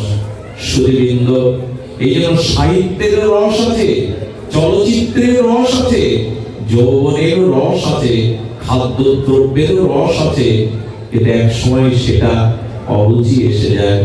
একমাত্র ভগবানের নাম রূপ লীলা ভজন রসে যারা ডুবেছে, আরো চায়, আরো চায়, পিপাসা নিত্য নিরন্তর বেড়ে যায়। সান্নিপাতিক রোগীদের কি অবস্থা হয় জানেন? যত জল দেন তত পিপাসা বেড়ে যায়। জলে তার শান্তি হয় না, পিপাসা। যত জল পান করবে বলে আরো দাও, পিপাসা নিত্য নিরন্তর বেড়ে যায়। এই আনন্দময় রসে মগ্ন হওয়ার নামই হলো ভক্তি। ভগবানের নাম রূপ লীলা রস যেন আস্বাদনে অতৃপ্তি এসে যায়, আরো চায়, আরো চায়। ভক্তি কাকে বলে? বলো ভজনস্য ভক্তি। ভগবানের নববিধা শ্রবণ কীর্তন স্মরণ বন্দন অষ্টন পাদসেবন দর্শ সক্ষ আত্মনিবেদন, এই নববিধা ভক্তির যাজনই হলো ভক্তি। বেদব্যাস বলেছেন ভক্তির পরিভাষা। ভক্তির পরিভাষা বহু হতে পারে, আলাদা আলাদা সংজ্ঞা হলেও তাদের একত্রিত করলে এই একই বিষয় প্রতিপাদ্য হয়। ভক্তি কাকে বলে? আচ্ছা, ব্যাসদেব কৃষ্ণদ্বৈপায়ন বেদব্যাস বলেছেন ভক্তি শব্দ নিষ্পন্ন হয় ভজ ধাতু থেকে, শব্দ সৃষ্টি হয় শব্দ ধাতু থেকে। বীজ থেকে যেমন বৃক্ষের সৃষ্টি হয়, শব্দ নিষ্পন্ন হয় শব্দ বীজ ধাতু থেকে। ভক্তির বীজটা এসেছে ভজ ধাতু থেকে, ভক্তি শব্দ নিষ্পন্ন। ভজ ইতি প্রত্যয় যোগে ভক্তি শব্দ নিষ্পন্ন হয়। ভজ শব্দের অর্থ হলো সেবা, আর সেবা শব্দের অর্থ হলো আনন্দ বিধান করা। খুব সহজ করে যদি ভক্তির সংজ্ঞা বলা হয়, ভগবানকে আনন্দ দেওয়ার নামই হলো ভক্তি। ভগবানকে সুখ দেওয়ার নাম হলো ভক্তি। আর সুখ তখনই হয় সেবার দ্বারা, কেবল সুখ হয়। নিষ্কিঞ্চন এই অহেতুকী ভগবানের আনন্দ বিধানের জন্যই সেবা। দেখুন, প্রেম পর্যন্ত সেবার কাছে বাধা হয়ে দাঁড়ায়। আচ্ছা, প্রেমের থেকে আনন্দ তো কিছু নেই, কিন্তু কবিরাজ কৃষ্ণ গোস্বামী দুটো পয়ার দিয়েছেন, অনুভবী পয়ার। উনি বললেন সেবানন্দ যদি প্রেমানন্দে বাঁধে, সেই সেবানন্দ, সেই প্রেমানন্দ ভক্তের হয় মহাক্রোধে। আচ্ছা, আনন্দে কারো ক্রোধ হয়? ভগবানের প্রেম পেল, সেই আনন্দ গঙ্গায় ভাসতে থাকলো, ক্রোধ হবে কেন? বলে সেবাতে যদি প্রেম বাধা হয়ে দাঁড়ায়, ভক্তের ওই প্রেমে পর্যন্ত ক্রোধ এসে যায়। এটা অদ্ভুত পয়া কবিরাজ কৃষ্ণ গোস্বামী। উনি দৃষ্টান্ত দিয়েছেন রক্তপক্ত গোবিন্দের সেবক, শ্রী গোবিন্দের দাস্য সেবা যারা করেন রক্তপক্ত আদি, সেই রক্তক একদিন কি করেছে, তালপাতার পাখা দিয়ে ভগবানকে বিজন করছেন, গোবিন্দকে বিজন করছেন দ্বারকাধীশকে। আর গোবিন্দের অপরূপ রূপের ছড়া, তার মাধুর্য রূপ দর্শনে ওর ভেতরে প্রেম এসে গেছে। আর সেই প্রেমের আতিশয্যে ওর হাত কাঁপতে শুরু করে। প্রেমের কিছু লক্ষণ আছে তো, কম্প তার মধ্যে একটা, অশ্রু পুলক কম্প। তো যখন হাত কাঁপতে শুরু করেছে, কি করেছে, পাখাটা হাত থেকে পড়ে গেছে। আচ্ছা, প্রেমটা এলো কার? প্রেমটা এলো সেবকের, আর সেবাটা করছিল কার? সেব্য গোবিন্দের। এখন এই প্রেম আসাতে কম্পিত হস্তে পাখাটাই পড়ে গেল, তাতে কি হলো, প্রেম আমার এলো, কিন্তু গোবিন্দের সেবা বন্ধ হয়ে গেল। রক্ত আমার নিজের গালে চড় বসিয়ে দিয়েছে, প্রেম কেন এলি? সেবাই যদি বন্ধ হলো, প্রেম তবে ভক্তের ক্রোধ হচ্ছে প্রেমের প্রতি। বড় বিস্ময়কর সংবাদ, প্রেমে বা আনন্দে কারো ক্রোধ আসে না। সুধীজন, এই জন্য সেবাই হলো ভক্তি। কিছু অপরাধ নেবেন না, সেবা নিতে শিখেছি, সেবা করতে শিখেছি। তো গোবিন্দ উত্তর গোষ্ঠ দিয়ে ফিরছেন দাদা বলরাম, আর গোবৎসকে নিয়ে বাল গোপাল ফিরছেন মুরলীটা তার হস্তে, আর বধূর উত্থিত গৌরীর ধূলিকণা গুলো গোবিন্দের শ্রান্ত ক্লান্ত ঘর্মাক্ত শ্বেত বিন্দুর উপরে পড়েছে। তার কেশরাম কোসরানো এভাবে চোখের সামনে এসে পড়েছে। অপরূপ রূপ মাধুর্যে উত্তর গোষ্ঠে আসছেন রাধারানী চিলেকোঠার উপরে রাজনন্দিনী বিশ্বভানুনন্দিনী ললিতা বিশাখার সখীবৃন্দ নিয়ে গোবিন্দের চরণ দর্শন করছেন। ভগবানের কি দেখতে হয় আগে? বদন, আগে চরণের দিকে চাইতে হয়। তো রাধারানী প্রেমময়ী যখন ভাব দর্শনে গোবিন্দের ওই চরণ ব্রজ ধুলির উপরে যাচ্ছে, সারাদিনে রৌদ্র তাপ কিরণে ব্রজের ধূলিকণাগুলো তখনও তপ্ত হয়ে আছে। গোবিন্দের চরণের দিকে রাধারানী যেই দৃষ্টি দিয়েছে, গোবিন্দের প্রতিটি পদক্ষেপে প্রতিটি পদবিন্যাসে রাধারানীর অঙ্গে যেন কেউ গরম সেক দিচ্ছে। উফ, এই ব্যথা অনুভব করছে। ললিতা দেখছে রাধারানীর অঙ্গে লাল কে যেন পুড়িয়ে দিচ্ছে ছাপ। রাধে রাধে, তোর অঙ্গে এই ব্যথা কোথা থেকে ফুটে উঠছে? রাধারানীর চোখে সজল নয়নে বলে, ললিতা, আমাদের রাধা জন্ম বৃথা। কেন রাধা রূপে কেন এলাম জগতে? কেন রাধা? বলে রাধা না হয়ে যদি পদ্ম হয়ে জন্মাতে পারতাম। বলে কি করতিস? বলে যেখানে যেখানে আমার প্রাণবধূ চরণ বিন্যাস করছে ওখানে পদ্মের পাপড়ি পেতে দিতাম, যার কোন চরণে ব্যথা না লাগতো। একে বলে ভক্তি। তার সুখের দৃষ্টি দেওয়া, কিসে তার আনন্দ হবে, কিসে তার সুখ হবে। সারা জীবন আমরা অনেক ঠাকুর ঘরে গিয়ে দেখবেন আমাদের জন্য শীতের বস্ত্র আছে, রাধারানীর জন্য নাই, গোপালের জন্য নাই। যদি বলেন গোবিন্দর কি শীত লাগে, তাহলে আর ওখানে রেখে তাকে লাভ নেই। তাকে যদি মনে করেন তার ক্ষুধা নেই, তৃষ্ণা নেই, শীত নাই, ওখানে রেখে লাভ নেই। আমি এক মাকে দেখতাম, সেই মা কি করতে জানেন? গ্রীষ্মের তাপদাহে চৈত্র বৈশাখে, সুধীবৃন্দ, চৈত্র বৈশাখে লক্ষ্য করুন, চৈত্র বৈশাখে 10-12 বার ভগবানকে জল সেবা দিতেন।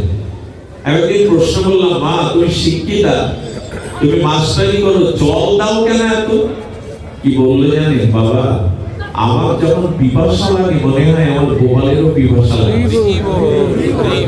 এই হলো অনুরাগের সেবা, এই নাম ভক্তি। অর্থাৎ ভগবানকে সেবা দিয়ে আনন্দ প্রীতি বর্ধন করার নামই হলো ভক্তি। এই ভাবনা রাধারানীর এসছে। রাধারানীর অঙ্গে যেন কি গরম সেক দিয়ে যাচ্ছে। বলে যদি পদ্ম হয়ে জন্মাতে পারতাম। গোবিন্দের দর্শন করতে করতেই চোখের অন্তরালে চলে গেল গোবিন্দ। তখন ব্রজগোপীগণ রাধারানী বিধাতাকে গালি দিচ্ছেন। শুনেছেন কখনো? নিশ্চয়ই শুনেছেন আপনারা। বিধাতাকে গালি দিচ্ছে। কি গালি জানেন? কোটি আঁখি দিল না বিধি, দিল মাত্র 2, তার মাঝে নিমেষ দিল কি দকিব মই। বিধা, তুমি রস সৃজন বোঝো না, তুমি রস, বিধাতাকে গালি দিচ্ছে। তুমি রস সৃজন জানো না। ওই অপরূপ মনোহর সুন্দর রূপ মাধুর্য দেখবার জন্য কেউ দুটো চোখ দেয়, কেন কোটি আঁখি দিলে না? আহা, কেন কোটি আঁখি দিলে না ওই অনন্ত মাধুর্যময় রূপ দেখবার জন্য? যদিও দুটো আঁখি দিলে, তবু পলক কেন দিলে? পলক পড়লেই তো মনে হয় তোমাকে কত জন্ম হারিয়ে বসলাম। এই অনুভূতির কথা যা হৃদয়ে স্পর্শ করেছে গুরু কৃপায়, তিনি ভক্তি রাজ্যে প্রবেশ করতে পেরেছেন। চোখের পলককে তারা যুগান্তর হারিয়ে ফেলছেন গোবিন্দকে মনে হচ্ছে। একদিন রাধারানীকে বলেছিলেন, রাধারানী বলছেন ললিতাকে, ললিতা বিশাখা, আচ্ছা আমি একটু সাধনা করবো। বলে কেন? বলে সেই সাধনা, সেই যোগ ধর্ম শিখিয়ে দে যাতে মাছের চোখ পাওয়া যায়।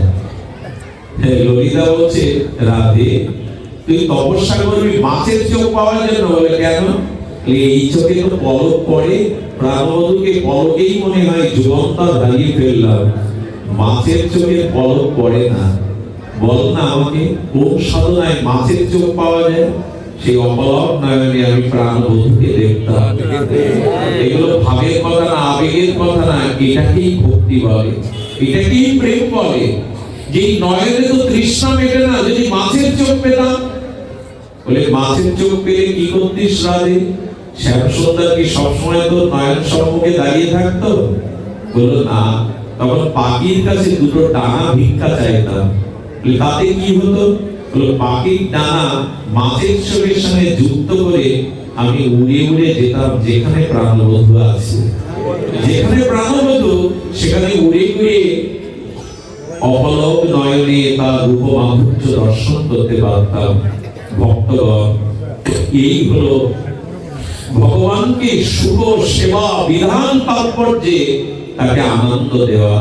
তাই ঘরে ঘরে যাদের বিগ্রহ আছে, এই বিগ্রহকে আনন্দ দানের জন্য সেবা করুন। আপনার কণ্ঠে সুর না থাকতে পারে, সুর ভগবান দেখেন না, দেখে আপনার ভাব। যেভাবে হোক তাকে সুরোচ্ছনা, তাকে সেবা দিয়ে এই আনন্দ বিধান করুন। ভগবানকে আনন্দ দেওয়ার নামই হলো শ্রদ্ধা ভক্তি। আসুন, জীবনের কতটুকু সময় বাকি আছে আমি জানি না, তবে আমার জীবনের ছোট্ট একটা বাস্তব ঘটনা দিয়ে আজকে পুষ্পাঞ্জলি, আজকে ভাগবতের করুণা আহতি দেই। আমি শুরু করেছিলাম উদয় থেকে অস্ত প্রতিদিন একটি করে আয়ু কেটে নিচ্ছে, এই দিয়েই শুরু করেছিলাম। সূর্য উদয় থেকে অস্ত এক একটি দিন আমাদের আয়ু হরণ করে নিয়ে যাচ্ছে সূর্য নারায়ণ। আমাদের কিন্তু দিন আর বেশি নাই। এই কথা যে কত শত সহস্রবার বলেছি, পিপাসা মেটে না। শুধু কিন্তু আমার জন্মস্থানে সাতক্ষীরা জেলা বুধাটা গ্রামে আমরা প্রতি বৃহস্পতিবার একটা সাপ্তাহিক সঙ্গ করি, আত্মচৈতন্য সংকীর্তন সঙ্গে। 5 জনকে নিয়ে আজ থেকে 30 বছর আগে শুরু করেছিলাম বাড়িতে বাড়িতে মহাপ্রভুর এই সংকীর্তন পৌঁছে দেওয়া। একদিন এক ভক্ত গিয়ে সংকীর্তন হচ্ছে, আমার পেছনে বসেছে 10 বছরের একটা বালক। কখনো আসে না সে, তার চোখের দিকে তাকিয়ে দেখি সে বারবার হাত তুলে আমাদের সাথে সুর মিলিয়ে গাইছে, এমন দিন আর হয় কি না হয়, এমন দিন আর হয় কি না হয়, হরি বল বড় হয়। ওই কথাটা আমার কানে প্রথম এলো, আর ভাবা বেশি দোবাবু বাড়ি বলছে এমন দিন আর হয় কি না হয়। যাওয়ার সময় প্রণাম করে চলে গেল, দাদা আবার আশীর্বাদ করবেন, আবার যেন সঙ্গে আসতে পারি। রাত 12টায় বিদায় নিল। পরের দিন সূর্য উদয়ের সাথে সাথে বেলা 9 ঘটিকায় আমার গর্ভধারিণী জানাচ্ছেন, মঙ্গল সুসন্ত জলে ডুবে মারা গেছে। আমি ধুলায় দূষায়িত তুলসী তলায় এই ছেলেটার মৃতদেহ দেখে বললাম, ও চোখের দিকে তাকিয়ে মনে হলো কাল রাত্রে গাইবি না, এমন দিন আর হয় কি না, আর গাইবি না, আর হরিবল বলবি না, আর সাধুর সঙ্গে যাবি না। সেদিন আমার বিবেক বারবার বারবার ওই মুখে মনে হচ্ছে আমাদেরও দিক নাই, আমাদেরও সূর্য, আয়ু সূর্য কখন অস্ত যাবে জানি না। ওর বাবা, ওর কাকারা, আত্মীয় স্বজন যখন শ্মশানে বালুর মধ্যে ওকে শুইয়ে দেবে চিরদিনের মতো, ওর বাবা আমাকে এসে বলছে, তুমি বালুটা দাও না। ওই দিন কীর্তন করতে করতে এক মুঠো বালু দিতে গিয়ে অনুভব করেছিলাম সময় আমাদেরও না। এই মনুষ্য জীবন অত্যন্ত ক্ষণস্থায়ী। জরা ব্যাধি রোগে এই শরীর কখনো পড়ে থাকবে। এই শরীরে ওই বালু দিতে দিয়ে মনে হয়েছিল, রে আমার বিবেককে জাগিয়ে যা, যেন আমি একটি ক্ষণ বৃথা ব্যয় না করি। একটি ক্ষণ যেন সৎ চিন্তা, ভগবান চিন্তা ব্যতীত আমাদের ব্যয় না হয়।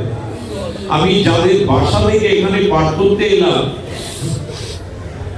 ওই বাবুর বাসা থেকে বেরোনোর সময় দেখেছিলাম একজন বৃদ্ধ শয্যাশায়ী হয়ে আছে। কে যেন অসুস্থ হয়ে পাশের একটি রুমে শুয়ে আছে। বিশ্বাস করুন, সবাই আমার সাথে, আমাদের বিকাশটা সহ ভক্তরা যখন আসছে, তখন উনি ফ্যাল করে, উঠতে তো পারছেন না, ফ্যাল করে একবার সাধুদের দিকে তাকালেন। ওনার অব্যক্ত অনুভূতি, চোখের ভাষা কি জানো? আমি মানুষ হয়ে জীবন নিয়ে পড়ে আছি, কিন্তু তোমাদের চরণ ধরে নেওয়ার যোগ্যতা আছে না। এখন এই জরাব্যাধিযুক্ত অনিত্য কাল কবলিত মৃত্যুময় সংসারে আমাদের সময় নাই। সময় থাকতে আসো এই জীবনটা তাকে আনন্দ দানের জন্য নিবেদন করি। মন্দিরে শুধু ফুল পুষ্প প্রসাদ যেন না চড়ায়, এই দেহ মনকেও যেন ভগবানের আনন্দের জন্য তার চরণে নিবেদন করতে পারি। আজ এইটুকুই, অনেক আনন্দ পেলাম। মাধব দি মানে তো মাধবের জায়গা, এখানে আপনাদের সান্নিধ্য বড় আনন্দ পেলাম। আপনাদের চরণ ধরে বাতাসে উড়িয়ে আমার মস্তকে দিবেন, যাতে আপনাদের মতো শুদ্ধ ভক্তের সঙ্গ লালসা আবারও পাই আপনাদের এই স্নিগ্ধ সঙ্গ। জয় শ্রী গুরু প্রেমানন্দে।